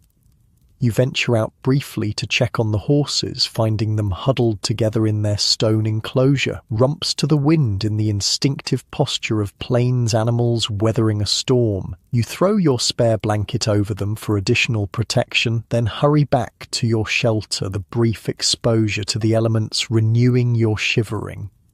Back by the fire, you take stock of your supplies. Harris's saddlebags contained some basic provisions: jerky, coffee, a small pouch of pemmican, enough to sustain you for a few days if necessary. You have ammunition for your rifle, basic medical supplies, and fire-making materials. Not comfortable, but survivable. The day darkens toward evening, with still no sign of Harris. The storm shows no indication of abating. If anything, it intensifies as night approaches. Mountain storms could last hours or days. There was no predicting their duration. "Okay," you say aloud, needing to hear a human voice, even if only your own. "If he's not back by morning, I'll need to go looking." You add more wood to the fire, creating a stockpile within easy reach for the night. Sleep would be fitful at best, requiring regular waking to maintain the flames. Cold and exposure killed more mountain men than Indians or grizzlies combined, a fact Harris had impressed upon you early in your training. As darkness falls completely, transforming your shelter into a small island of firelight in an ocean of howling blackness, your thoughts turn to Harris. Where was he? Had he recovered the supplies, found shelter of his own, or had the mountain claimed another victim, adding his name to the long list of those who ventured into the wilderness never to return? You shake off such morbid speculation. Harris was too skilled, too stubborn to succumb easily. More likely he'd found shelter lower down the slope, perhaps in the forest where tree cover would provide natural protection. The night deepens. You maintain the fire, dozing in short bursts between tending the flames. The storm continues its assault, rattling your shelter and driving snow through even the smallest gaps in your construction. You make ongoing improvements, learning through trial what works and what doesn't. This practical education, gained through direct experience rather than instruction, was the mountain man's true schooling. Sometime in the night's darkest hours, over the wind's howl, you detect a new sound, a shout, human and nearby. You scramble to the shelter's entrance, peering into the storm-lashed darkness. "Harris?" you call, voice nearly lost in the wind. "Here," comes the faint reply. Following the sound, you spot a figure struggling up the slope toward your shelter, bent against the wind's force. You rush out, fighting the gale to reach him. It's indeed Harris, snow-covered and exhausted but alive. Together you stagger back to the shelter, where the fire's warmth provides immediate blessed relief. Thought you might be dead, you admit, helping him remove his frozen outer garments. Harris manages a weary grin. Takes more than a little mountain tantrum to finish me. His expression grows more serious, but it was close, got caught in a slide, loose rocks coming down the slope, barely dodged the worst of it. He accepts a cup of hot coffee with hands trembling from cold and exhaustion. Managed to recover most of the supplies, he reports, stashed them under a rock shelf about half a mile down, too heavy to bring up in these conditions. We can get them after the storm, you assure him, secretly relieved that his delay hadn't been due to injury or worse. Harris surveys your shelter with an appraising eye. Not bad work, he concedes. Wouldn't have expected better from men with years in the mountains. Coming from him, this is high praise indeed. You feel a surge of pride that warms you more effectively than the fire. Could use some improvements, though, he adds, never one to let satisfaction breed complacency. Smoke holes too small, and you need better drainage around the base. Water will pool otherwise, soak through your bedding. Even exhausted and half frozen, Harris can't help teaching. You welcome the critique, knowing each lesson improves your chances of survival in this unforgiving environment. As Harris warms and recovers, he shares details of his misadventure. The pack recovery had gone reasonably well until the weather deteriorated dramatically. What began as rain quickly turned to sleet, then blinding snow driven by gale-force winds. Visibility dropped to almost nothing. Couldn't see 3 feet ahead, he explains, sipping his coffee. Started back up the slope anyway, figuring I'd rather freeze moving than sitting still. That's when the slide hit, tons of rock and shale breaking loose above me. He describes diving behind an outcropping just as the main force of the slide thundered past. Close enough that rocks were bouncing off my back, he says, with the casual tone mountain men often used when recounting near-death experiences. After the slide, disoriented and increasingly cold, Harris had nearly taken a wrong turn that would have led him away from your position. Only the momentary parting of the snow squalls, revealing the silhouette of your ridge against the sky, had allowed him to correct his course. Saw the firelight soon after, he concludes, like a lighthouse in a storm. Good job keeping it bright. The simple acknowledgement means more than any elaborate praise. In the mountains, action spoke louder than words, and keeping a strong fire during a storm was one of the most fundamental survival skills. As the night progresses, the storm begins to abate. The wind's howl diminishes to a moaning sigh, then to occasional gusts. The driving snow thins, then stops entirely, leaving behind an eerie silence broken only by the gentle crackle of your fire. Storms breaking, Harris observes, peering out at the night sky now visible through patches in the clouds. Stars coming out, temperature will drop hard now. This was a weather pattern familiar to mountain dwellers. The clearing after a storm often brought the coldest temperatures as the cloud cover that trapped warmth dissipated, allowing heat to escape into the vast emptiness of the night sky. Better reinforce the shelter, Harris suggests, and build up the fire. It'll be bitter by dawn. Despite your exhaustion, you help Harris gather additional insulation materials, more pine boughs, dry grass where you can find it, anything to create dead air spaces that would trap body heat. The mountain man's approach to cold was proactive. Prepare before you feel the full force of dropping temperatures. In the morning, we'll reassess, Harris says, as you both finally settle by the fire. Might push on to the valley if the trail's passable, might need to stay put another day if there's too much snow. This flexibility was another essential trait of the mountain man. Rigid plans killed, adaptability survived. Nature dictated the terms and the wise trapper adjusted accordingly. The remainder of the night passes in relative comfort, your improved shelter keeping the worst of the cold at bay. You take turns tending the fire, each grabbing a few hours of uninterrupted rest. By the time dawn approaches, you feel reasonably restored despite the previous day's ordeals. Morning reveals a transformed landscape. Every surface bears a coating of fresh snow, not deep but enough to obscure trail markers and change familiar landmarks. The sun rises into a crystal clear sky, its light almost painfully bright as it reflects off the pristine white covering. "Beautiful," you murmur, taking in the scene from the shelter entrance. "And dangerous," Harris adds practically. "Snow hides deadfalls, loose rocks, all sorts of hazards. We'll move slow today, test each step." After a breakfast of jerky and coffee, you dismantle the shelter, another mountain man practice. Leaving a structure intact was considered wasteful and potentially dangerous, as it might collapse on future travelers seeking refuge in the same spot. "Always leave a place better than you found it," Harris instructs as you work. "Next man through might be in worse shape than you were." With the campsite restored to its natural state, you begin the careful journey down to recover the cached supplies. The going is treacherous, the fresh snow concealing icy patches and unstable ground. Several times one or both of you slip, saved from serious falls only by quick reflexes and mutual assistance.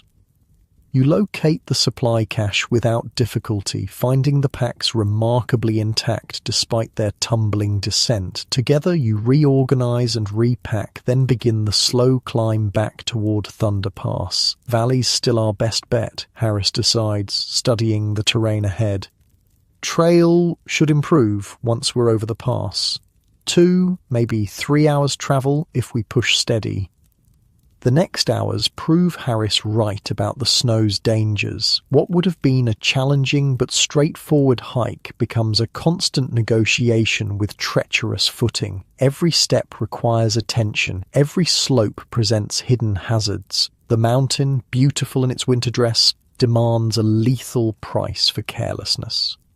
By midday, you reach Thunder Pass itself, a narrow gap between towering rock faces, swept relatively clear of snow by the same winds that had driven yesterday's storm. Standing in the pass, you're rewarded with your first view of the valley beyond, a broad, sheltered expanse nestled between protective mountain arms. "Home for the winter," Harris announces, gesturing toward the distant valley floor. Good water, good hunting, natural shelter. Many a trapper's wintered there over the years. You study the valley with growing excitement. After the ordeal of the storm and the exposed mountainside, the protected valley looks like paradise. Pine forests provide both shelter and fuel, meadows offer grazing for horses, and a river, visible as a silver thread from this distance, promises fish and beaver.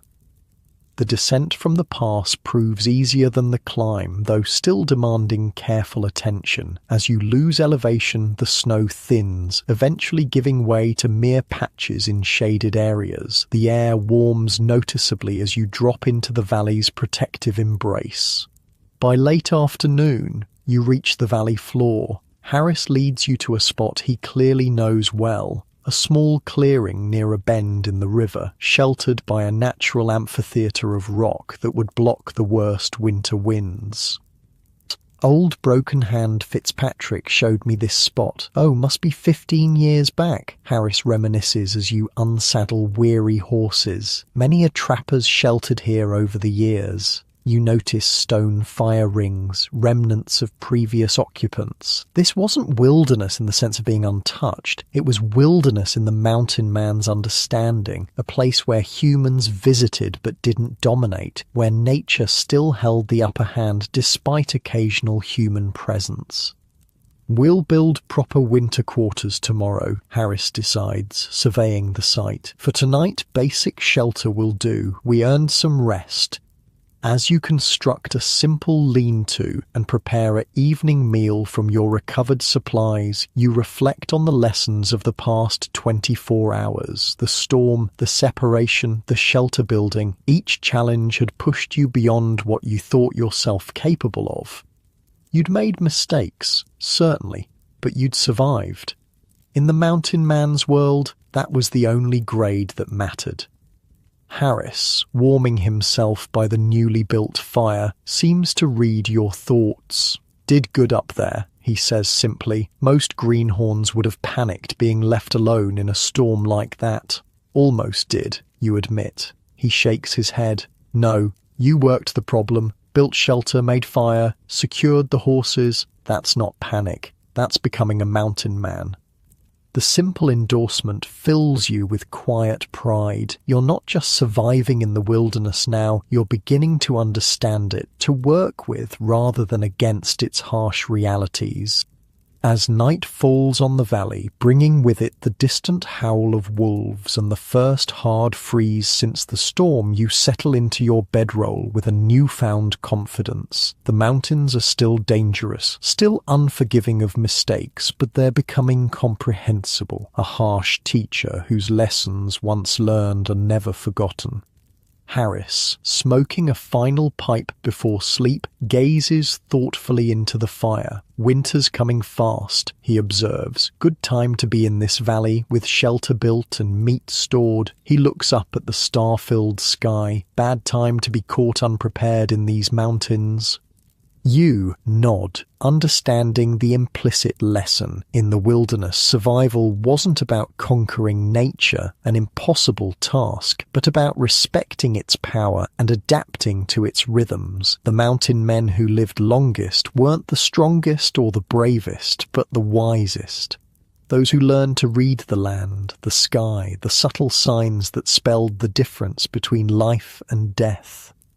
Tomorrow would bring the labour of building winter quarters, of preparing for the long, cold months ahead. But tonight, warm by the fire in this sheltered valley, you've earned a moment of rest, a mountain man's simple reward for another day survived in the beautiful, brutal wilderness.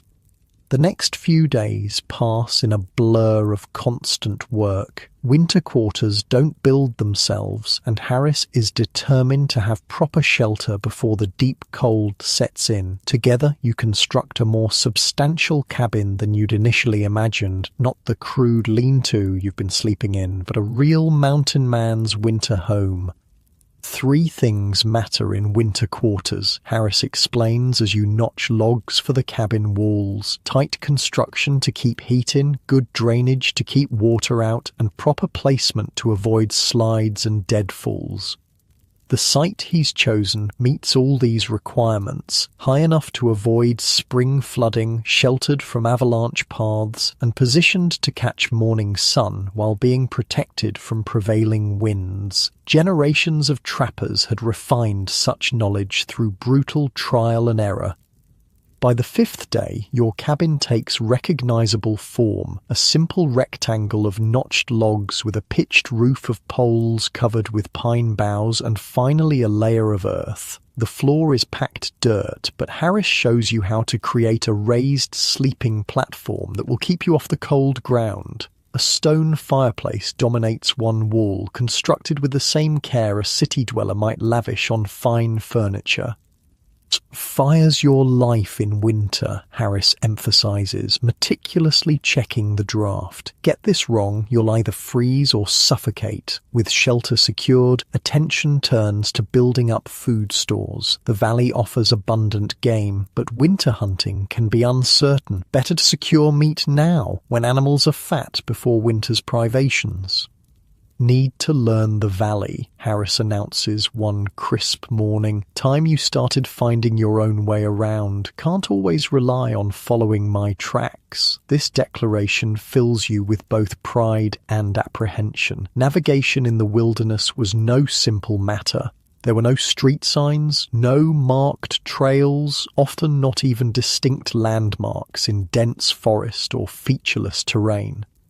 "We'll start with something easy," Harris says, noting your expression. "Ridge hunt for elk. Good game, good views for learning the lay of the land."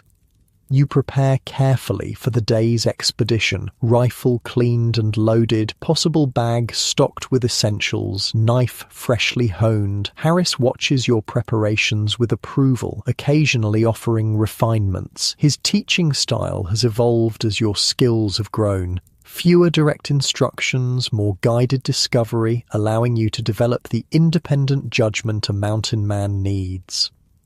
Dawn finds you climbing a forested ridge east of camp. Harris moves with deliberate slowness, using the hunt as an opportunity to impart navigation wisdom. "Notice the sun," he says, pausing in a small clearing, "rises in the east, but not exactly east, changes with the seasons."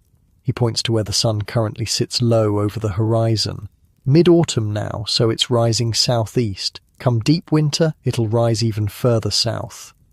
This was the mountain man's compass, not the magnetic needle of civilization, but the celestial bodies themselves. Harris demonstrates how to maintain direction using the sun's position combined with time of day, a mental calculation that becomes second nature with practice.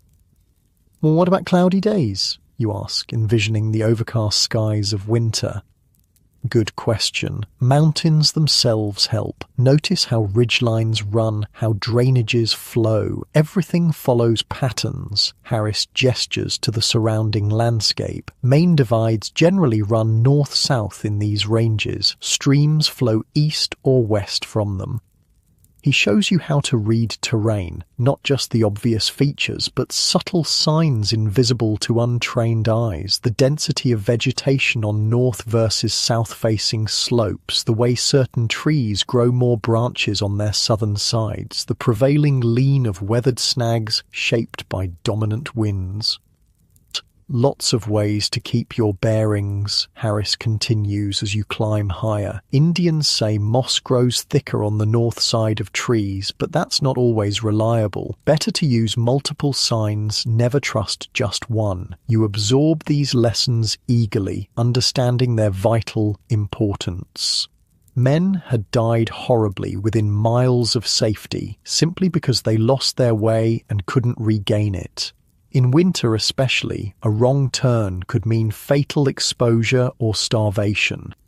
The ridge opens to a grassy plateau, offering expansive views of the surrounding valley. Harris stops, allowing you to catch your breath while scanning for game. "Now, the real test of navigation," he says, pointing to distant landmarks. "Make a map in your head. Remember what things look like from different angles. That distinctive peak there, how it lines up with the river bend. That's a bearing you can use from anywhere in this valley."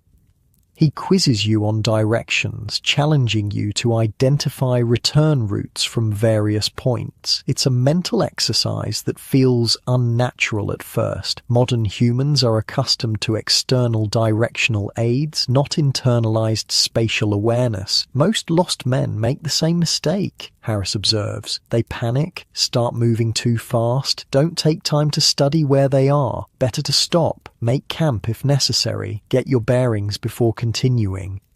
You nod, filing away this wisdom. Patience, another survival trait that ran counter to instinct. When lost or in danger, the natural impulse was to act immediately, often making the situation worse. Movement catches your eye, a flash of tan against green at the far end of the plateau. Elk. A small herd grazing peacefully, unaware of your presence. Harris has already spotted them, signaling for absolute stillness. He studies the herd through narrowed eyes, assessing. "Winds in our favour," he whispers. "Need to circle round, get closer, watch how I move, where I place my feet." What follows is a master class in stalking. Harris becomes almost invisible, using every contour of the land for concealment, freezing into absolute stillness when any animal raises its head.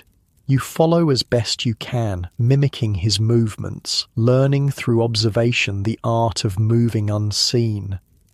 The stalk takes over an hour to cover less than half a mile, painfully slow by civilized standards, but the patience of a hunter isn't measured by clocks. Finally, within effective rifle range, Harris gestures for you to take the shot. It's a significant moment. He's trusting your marksmanship with valuable meat. You ease into position, controlling your breathing as he taught you. The rifle feels natural against your shoulder now, an extension of your body rather than a foreign tool. You select your target, a young bull, not the herd leader, but a good compromise between meat quality and herd health. The hawken roars, sending birds scattering from nearby trees. Through the drifting smoke, you see the elk stagger, then collapse. The rest of the herd bolts, disappearing into the forest with remarkable speed for animals so large. Clean shot, Harris approves, already moving toward the fallen elk. Lung hit, quick death, no wasted meat. The approval warms you despite the chill air. In the mountains, such practical skills earned more respect than any amount of book learning or social graces. A man who could put meat on the fire was valuable. One who couldn't was a liability. Field dressing the elk is now familiar work, though Harris still offers occasional refinements to your technique. As you work, he continues the navigation lesson, pointing out how the position of the sun has changed, how shadows have shifted, how these changes affect your perception of landmarks. Come winter, days get short fast, he warns. Maybe 6-7 hours of good light. Plan accordingly. Man caught out after dark in February has slim chances.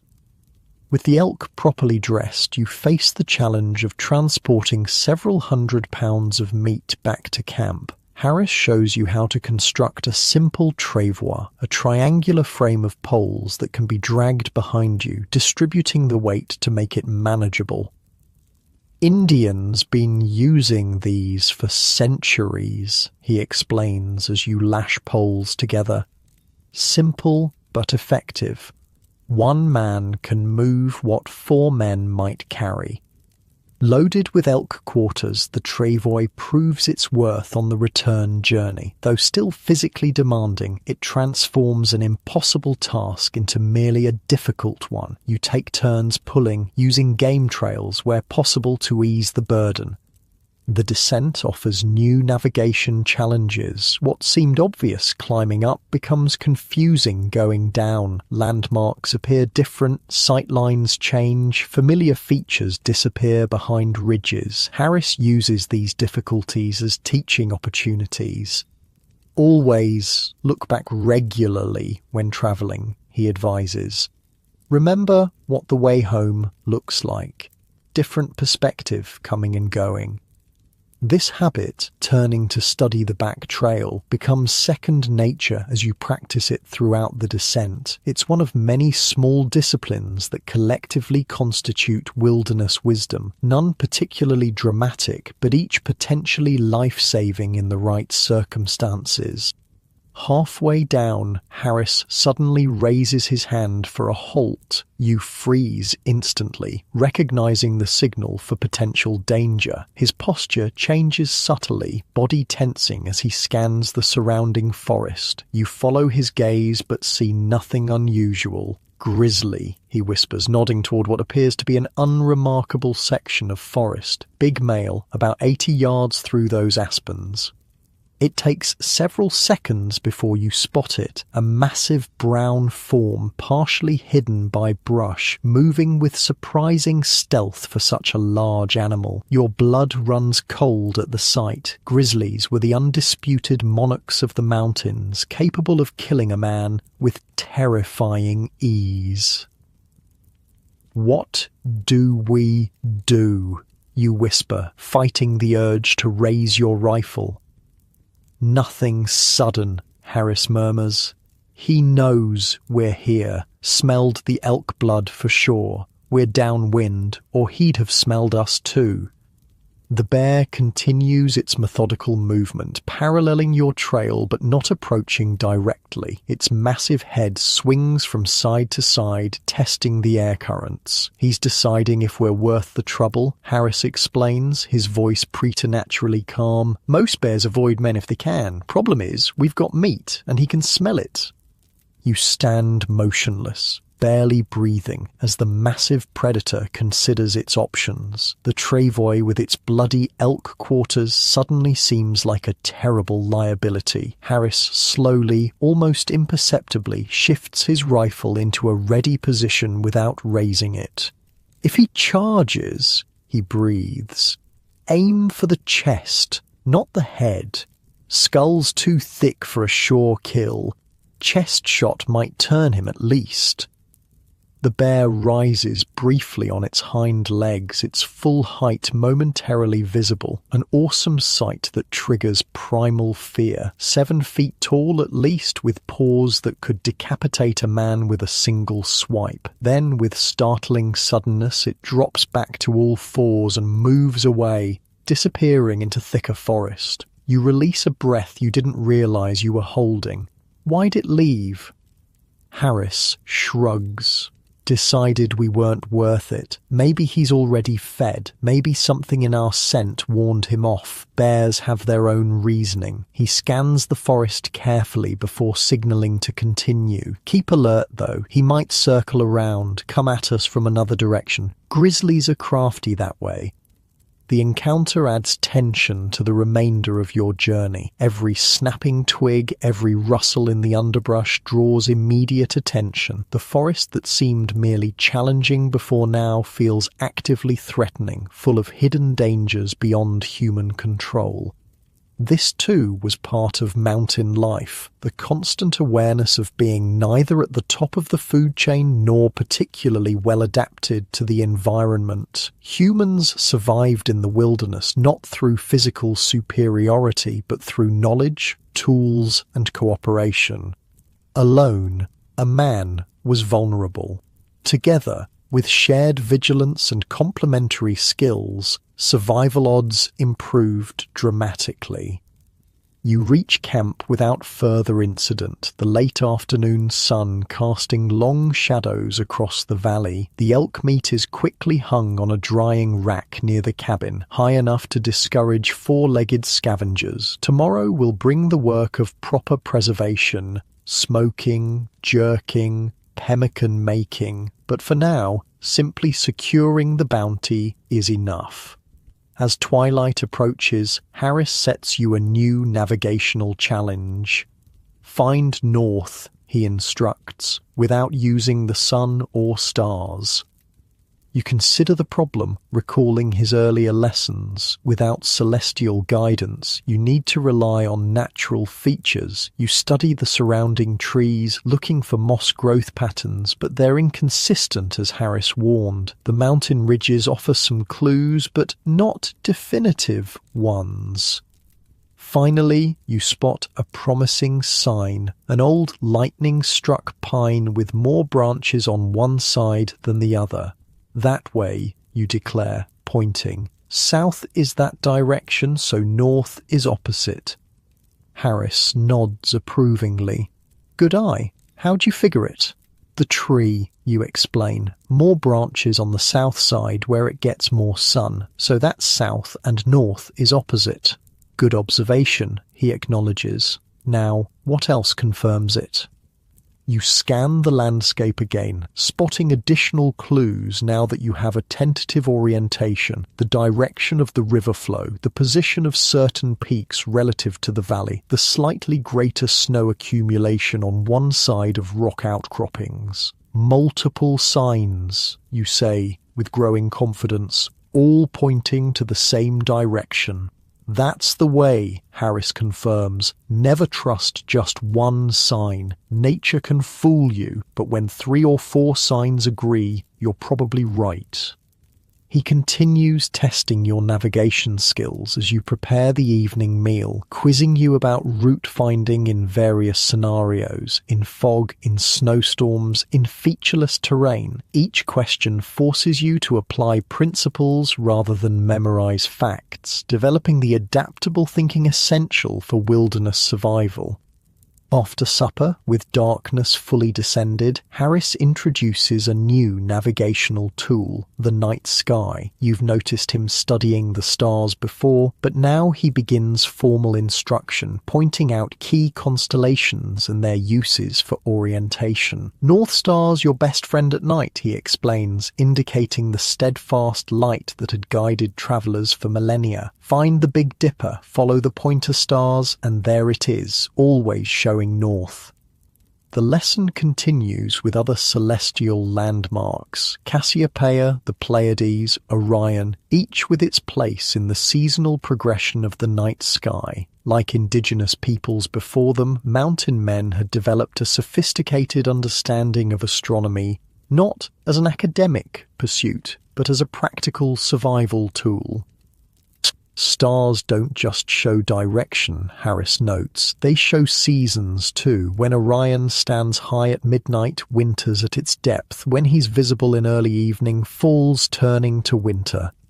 This natural calendar, based on celestial observations rather than printed almanacs, governed the mountain man's yearly cycle. It told when to expect certain weather patterns, when animals would migrate, when plants would be available for harvest. For men living in harmony with natural rhythms, such knowledge was essential.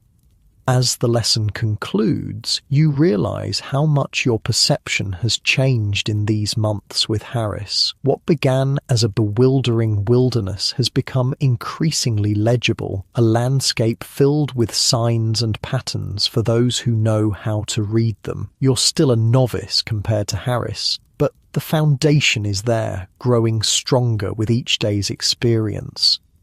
Tomorrow we'll set more trap lines, Harris announces as you bank the fire for the night. Different direction, up the North Fork of the creek, more chance of running into trouble there. It's closer to Blackfoot territory. The mention of the Blackfoot sends a chill through you. Unlike the relatively friendly Crow, the Blackfoot were implacably hostile to trappers whom they viewed as trespassers and resource thieves. Stories of their treatment of captured mountain men were the stuff of frontier nightmares. Should we avoid that area, you ask? Harris shakes his head. Best beaver grounds in the valley. Risk worth taking if we're careful. Besides, need to know all approaches to our camp, including the dangerous ones. This was another aspect of mountain wisdom, calculated risk-taking. Avoiding all danger was impossible and often counterproductive. Better to understand and manage risks than to pretend they didn't exist or could be completely avoided. Get some sleep, Harris advises, settling into his own bedroll. Tomorrow's a long day. You lie awake for a time, processing the day's lessons. Navigation, hunting, predator awareness, each skill building on the others, creating a web of knowledge that might mean the difference between life and death in this unforgiving environment. The learning curve remained steep, but you were climbing it, one hard-earned lesson at a time. Outside, an owl calls, 3 soft hoots that echo across the valley. Somewhere more distant, a wolf answers with a lonely howl. These night sounds, once alien and threatening, have become almost comforting in their familiarity. The wilderness isn't welcoming exactly, but it's becoming comprehensible, its dangers balanced by its austere beauty and the deep satisfaction of meeting its challenges. Sleep claims you eventually, bringing dreams of mountain trails and star-filled skies, of elk herds and silent bears, of finding your way through landscapes both threatening and magnificent. In the morning, you'll face new challenges, learn new skills, perhaps encounter new dangers. But for now, wrapped in buffalo robe in your snug cabin, you rest. A mountain man in training, increasingly at home in a world few Easterners could imagine, let alone survive. The wilderness is changing you, stripping away civilization's veneer to reveal something more elemental underneath. Not quite the savage of dime novels, but certainly not the person who first ventured west seeking fortune and adventure. Something in between, tougher, more patient, more attuned to the natural world and your place within it. Harris understands this transformation. He's guided others through it before, watched city softness give way to frontier hardiness. Some men couldn't make the change and returned east, broken by the mountain's harsh demands. Others, like you, adapted and thrived, finding in the wilderness a strange new home that challenged and rewarded in equal measure. Tomorrow's journey will test your growing skills, push you further along the path from greenhorn to mountain man. For now, the owl calls again, the fire crackles low, and sleep deepens, preparing body and mind for whatever the mountains might bring with the dawn's light. Weeks pass, bleeding into months. The rhythm of your days changes with the deepening winter. What began as autumn's mild chill has transformed into the iron grip of mountain cold. Temperatures that freeze breath into ice crystals and turn exposed skin white with frostbite in minutes. The calendar you once lived by, with its neat divisions of hours, days, weeks, has dissolved, replaced by nature's more elemental timekeeper. You mark days not by dates, but by the sun's brief arcs across the southern sky, by the phases of the moon, by the changing positions of constellations in the night. December now, or close to it, Harris remarks one morning as you both emerge from the cabin into knife-edge cold. The snow squeaks beneath your moccasins, so dry and frozen that it sounds almost like walking on glass. Shortest days coming. After that, light starts returning bit by bit. Winter in the high country isn't a season of leisure, despite the popular image of trappers idling away the months until spring. Every day brings essential tasks, gathering firewood, checking trap lines close to camp, maintaining equipment, hunting when game presents itself. Survival requires constant attention, a steady rhythm of necessary work. Wood pile's getting low, you observe, eyeing the stack of split logs beside the cabin. Keeping adequate firewood was a daily concern. In temperatures that routinely dropped to 30 below zero, running out meant death. Take the hand sleds up to the deadfall, Harris suggests, referring to a stand of lightning-killed pine you'd discovered on a nearby ridge. Good dry wood there, burns hot. The work is grueling in the deep snow, but your body has adapted to such labour. Muscles that once screamed in protest now perform steadily, efficiently. You've lost the softness of civilization, replaced by the wiry strength of a mountain man, not bulky or imposing, but durable, capable of sustained effort in harsh conditions. Returning with the loaded sleds, you spot tracks crossing your path, the distinctive rounded prints of mountain lion. Harris examines them with professional interest when you point them out. Big Tom, he assesses, hunting the same deer we are, been through here this morning. There's no fear in his voice, just matter-of-fact acknowledgement of another predator sharing the valley. Winter created a certain equality among hunters. Human and animal alike all struggled against the same implacable cold, the same scarcity of food. Will it come near the cabin, you ask, remembering stories of starving predators growing bold enough to attack humans? Harris shrugs. Might. Cats are curious, but they're cautious too, especially around fire and human scent. He stands, brushing snow from his knees. Just keep your eyes open and make noise when you're out alone. Most trouble with predators comes when you surprise them. Back at the cabin, you spend the afternoon splitting and stacking the new wood, then repairing snowshoes that have begun to show wear. The quiet, repetitive tasks have become almost meditative, a time when hands work independently while mind wanders. You find yourself thinking of your life before the mountains, comparing that existence to your present reality. The contrasts are stark. Formerly, comfort was assumed, danger rare. Now, comfort is fleeting, danger ever-present. Yet there's a strange satisfaction in this reversal, a depth to existence that was lacking in civilization's predictable safety. Each day survived feels earned rather than merely passed through. Evening brings another mountain winter ritual, the gathering of neighbours. 3 trappers from a camp 2 valleys over arrive as dusk approaches, their approach heralded by the jingling of steel traps and the soft hiss of snowshoes on powder. "Thought we'd find you boys frozen solid," calls the leader, a grizzled veteran named Fitzgerald, whom you've met at previous gatherings. "Winter's coming hard and early this year."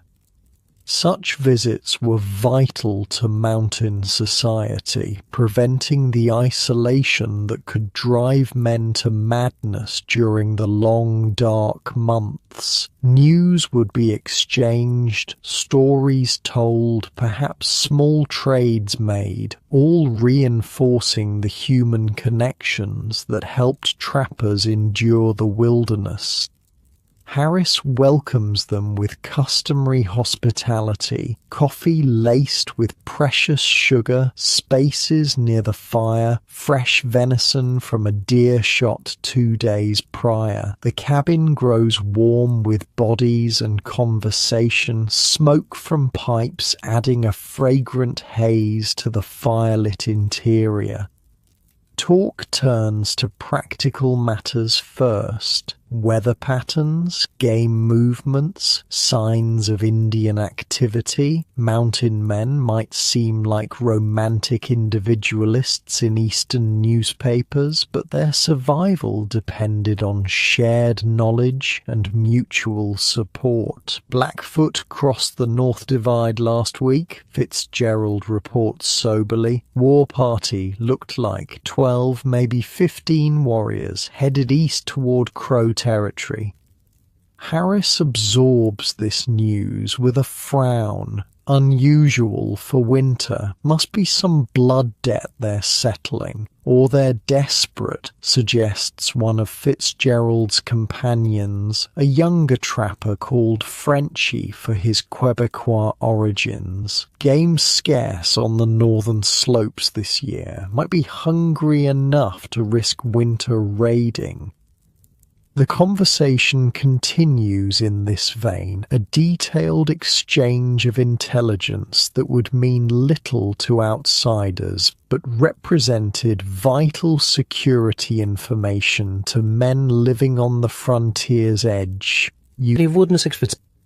As night deepens and bellies fill with food, the talk shifts from practical concerns to storytelling. The mountain man's entertainment, education, and oral history combined. Tales of remarkable survival, narrow escapes, encounters with strange phenomena, all delivered in the understated style that was the hallmark of frontier narrative. Fitzgerald, warming to his role as the evening's principal storyteller, recounts a tale from his early days in the mountains. Winter of 25, over on the Yellowstone, me and old Pierre Leclade got caught in a blizzard that'd freeze the hair off a buffalo. No shelter except what we could make, no food except what little pemmican we had left. The cabin grows quiet as he speaks, each man drawn into the narrative, not through dramatic delivery or exaggerated details, but through the authentic voice of lived experience. 3 days that storm howled, snow so thick you couldn't see your hand in front of your face. Built a snow cave, just big enough for 2 men and a small fire. Took turns staying awake to keep that flame alive.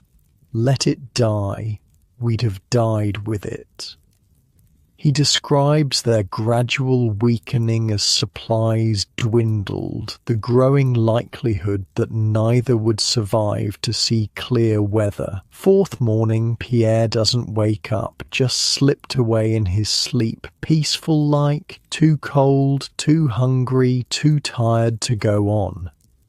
The matter-of-fact description of his companion's death carries more emotional weight than any dramatic rendering could achieve. This was the mountain reality. Men died, often alone, or witnessed only by equally helpless companions. No ceremony, no marked graves, just the wilderness reclaiming its own. Had to keep moving after that, Fitzgerald continues. Knew if I stayed put, I'd follow Pierre quick enough. Started walking, no real idea which direction except downhill, figuring any valley might have game or shelter. His salvation came in the form of a hot spring. One of the geothermal features scattered throughout the greater Yellowstone region. The warmth kept a small area free of snow, attracting game and offering the barest margin of survival until the storm broke. Lived 6 days by that spring, eating whatever came to drink and keeping warm in the steam. Strangest thing, spring had minerals in it. Turned my skin and hair red as a fox. Crow hunting party found me eventually. Thought I was some kind of spirit with my red skin and half-starved look. Treated me gentle because of it. Nursed me back instead of taking my hair. The story concludes not with triumph but with humble acknowledgement of the fine margins between survival and death. Wasn't skill saved me, was luck, plain and simple. Mountains don't care how good a trapper you are when they decide to test you.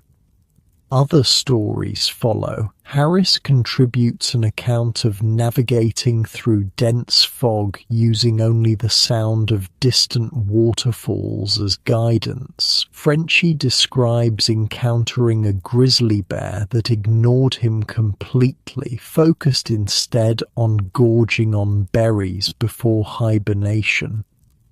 You listen, absorbing not just the entertainment value, but the embedded lessons. Each tale contained practical wisdom, techniques that worked, mistakes to avoid, signs to watch for. This was the mountain man's true education, passed from veteran to greenhorn through narratives that engaged both emotion and intellect. Eventually, as the fire burns lower and eyelids grow heavy, the visitors prepare to depart. Night travel was dangerous, but sometimes necessary. With clear skies and a nearly full moon, the risk was acceptable for experienced men. Appreciate the company, Harris says as they don snowshoes. at the cabin door. Needed some new voices besides this youngster's. Fitzgerald chuckles. He's coming along, though. Got the look now. Not so green anymore. He studies you appraisingly. Might make a proper mountain man by spring. The compliment, casual as it is, warms you more effectively than the fire. Acceptance by these veterans represented a transition from tolerated novice to recognized, if junior, member of their exclusive brotherhood. After the visitors depart, you and Harris prepare for sleep. The cabin has cooled with the doors opening, and you build up the fire to last through the night. Outside, the temperature continues its relentless drop. Winter in the high country was beautiful but merciless. The stars brilliant in the thin air, the snow transformed into diamond dust in the moonlight, and beneath this beauty, cold that could kill within hours. Good men, Harris comments as he settles into his bedroll. Fitzgerald especially, one of the few from the old days still breathing. How long has he been in the mountains, you ask? Since 16 or thereabouts, was with Ashley's first expedition up the Missouri. Survived the Arikara attack that killed a dozen others. Harris tamps out his pipe thoughtfully. Mountains have tried to kill him 100 different ways. So far, he's outsmarted them. The casual reference to such longevity gives you pause. In the trapping profession, a man who survived 10 years was considered fortunate. Many didn't last their first winter. What's the secret, you wonder aloud, to lasting so long out here? Harris considers the question seriously. Luck plays its part, he acknowledges. Being in the wrong place at the wrong time can kill even the most skilled. But beyond luck, he pauses, organizing his thoughts. 3 things, I'd say. Knowledge, gained through experience and listening to those who have gone before. Adaptability, rigid men break when the mountains bend them. And community, lone wolves die alone when trouble finds them. It's one of the longest philosophical discourses you've heard from him, revealing the depth of thought beneath his practical exterior. Mountain men were often portrayed as unthinking brutes in Eastern newspapers, but the reality was far different. Survival in this environment required not just physical toughness, but intellectual flexibility and emotional resilience. Get some sleep, Harris advises, ending the conversation in his typical abrupt manner. Tomorrow we check the North Traps. Long day ahead. Sleep comes easily despite the cold that seeps through even the well-constructed cabin walls. Your body has adapted to these conditions, developing a remarkable ability to generate heat through the night. The buffalo robes and wool blankets that seemed inadequate months ago now create a cocoon of sufficient warmth. Morning arrives with new snow, 6 fresh inches, transforming the landscape once again. After a breakfast of venison, hardtack, and coffee, you both prepare for the day's expedition to the distant trap line. Take extra gear, Harris advises. Weather feels changeable. Might need to shelter if it turns. This precaution, packing for potential emergency, had become second nature. In the mountains, conditions could shift from clear to life-threatening within hours. The prepared survived, the complacent perished. The journey to the North Traps takes you through the most beautiful terrain you've yet experienced. Pristine meadows where snow lies unmarked except for occasional wildlife tracks. Forests where laden branches create natural archways, ridges offering spectacular views of snow-covered peaks marching to the horizon. Never gets old, Harris comments, noticing your appreciation of the scenery. Been looking at these mountains 30 years, still find new beauty every day. It's a rare poetic sentiment from a man usually focused on practical concerns. Winter in the high country affected men differently. Some grew depressed and restless in the confinement, while others found a deeper connection to the landscape in its stark elemental power. The trap line yields modest success. 3 beaver and a marten, their fur prime with winter thickness. Harris examines each pelt with expert assessment.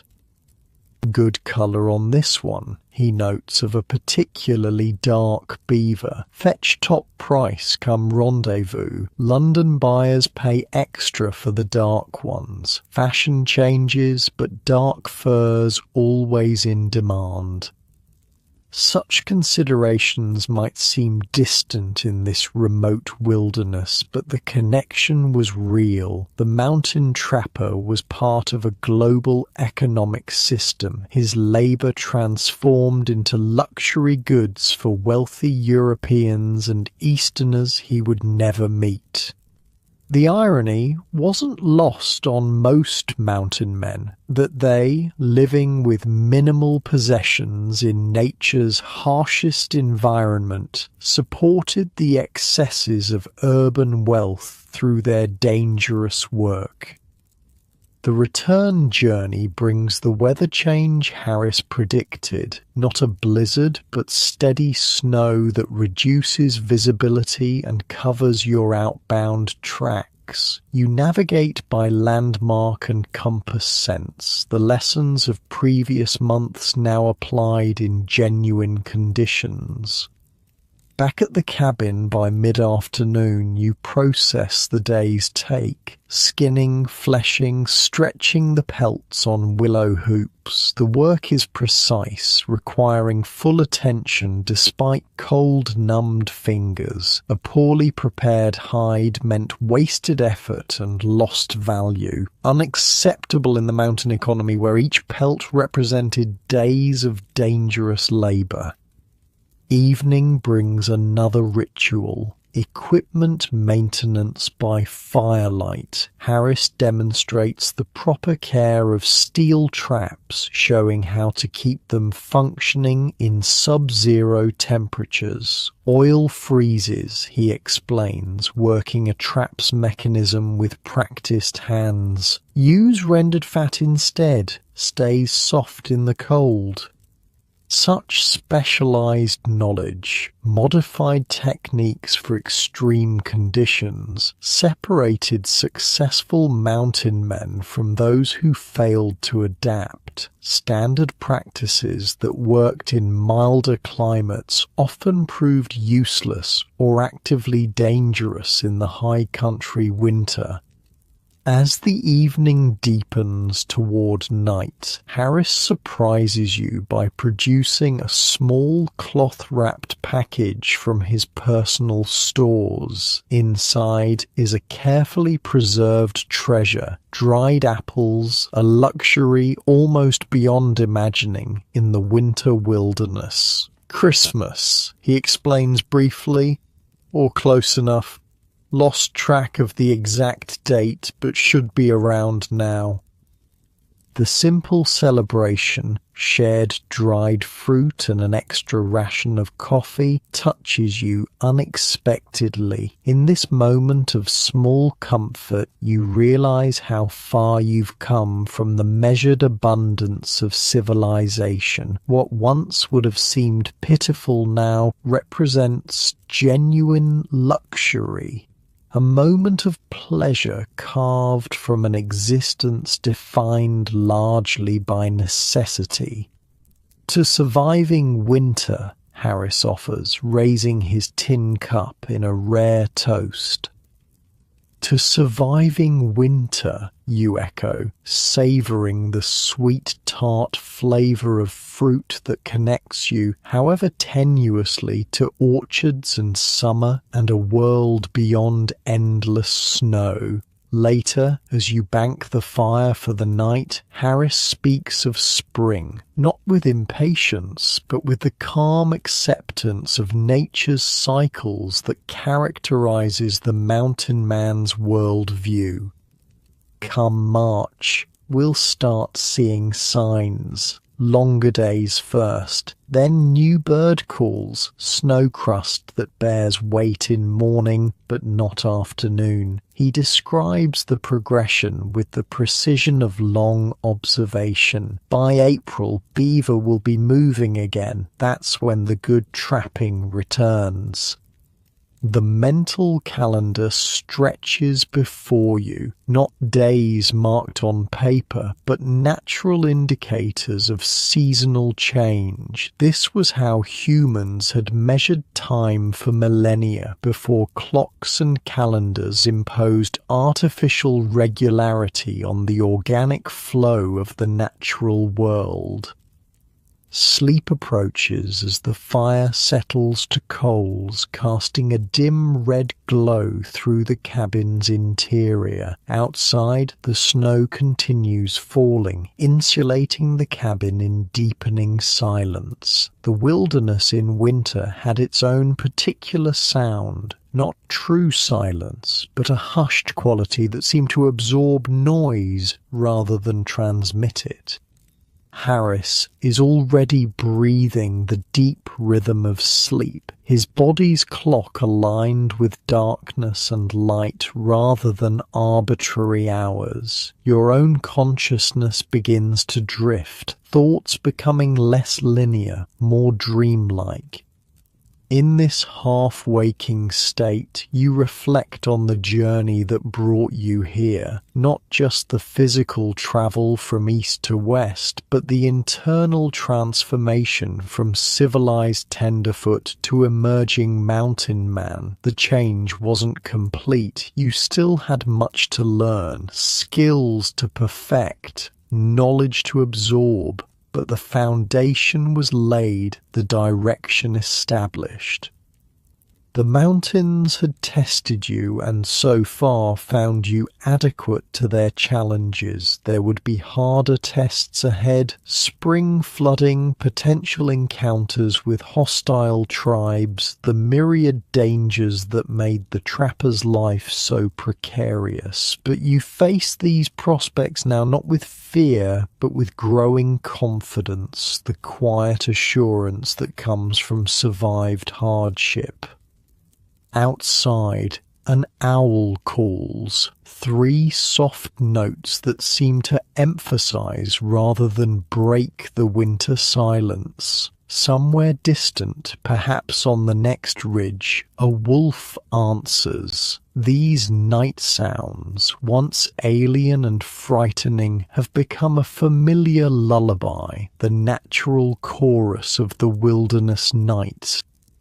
Your mind continues its gentle drift towards sleep, the boundary between consciousness and dreams growing less distinct. Images flow behind your closed eyelids. Sunlight on fresh snow, the graceful arc of a hunting hawk. Harris demonstrating some fine point of wilderness craft. The glowing eyes of the mountain lion reflected in firelight.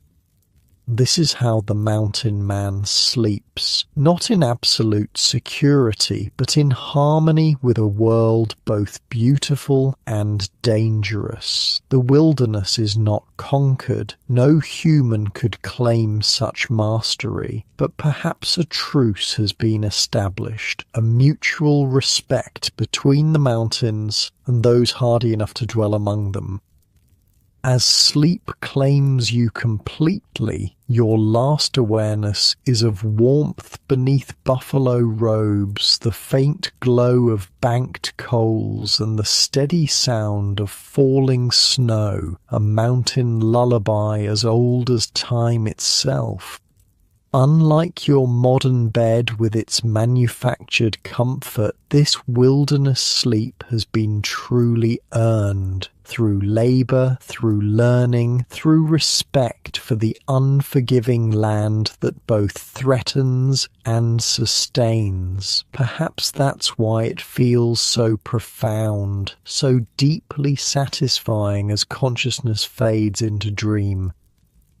The mountain winter continues outside, indifferent to human concerns, beautiful in its stark power, but within the shelter built by human hands, guided by knowledge passed through generations of mountain men, you rest secure, a small victory of adaptation and endurance in a land where such victories are never permanent, always to be earned anew with each rising sun.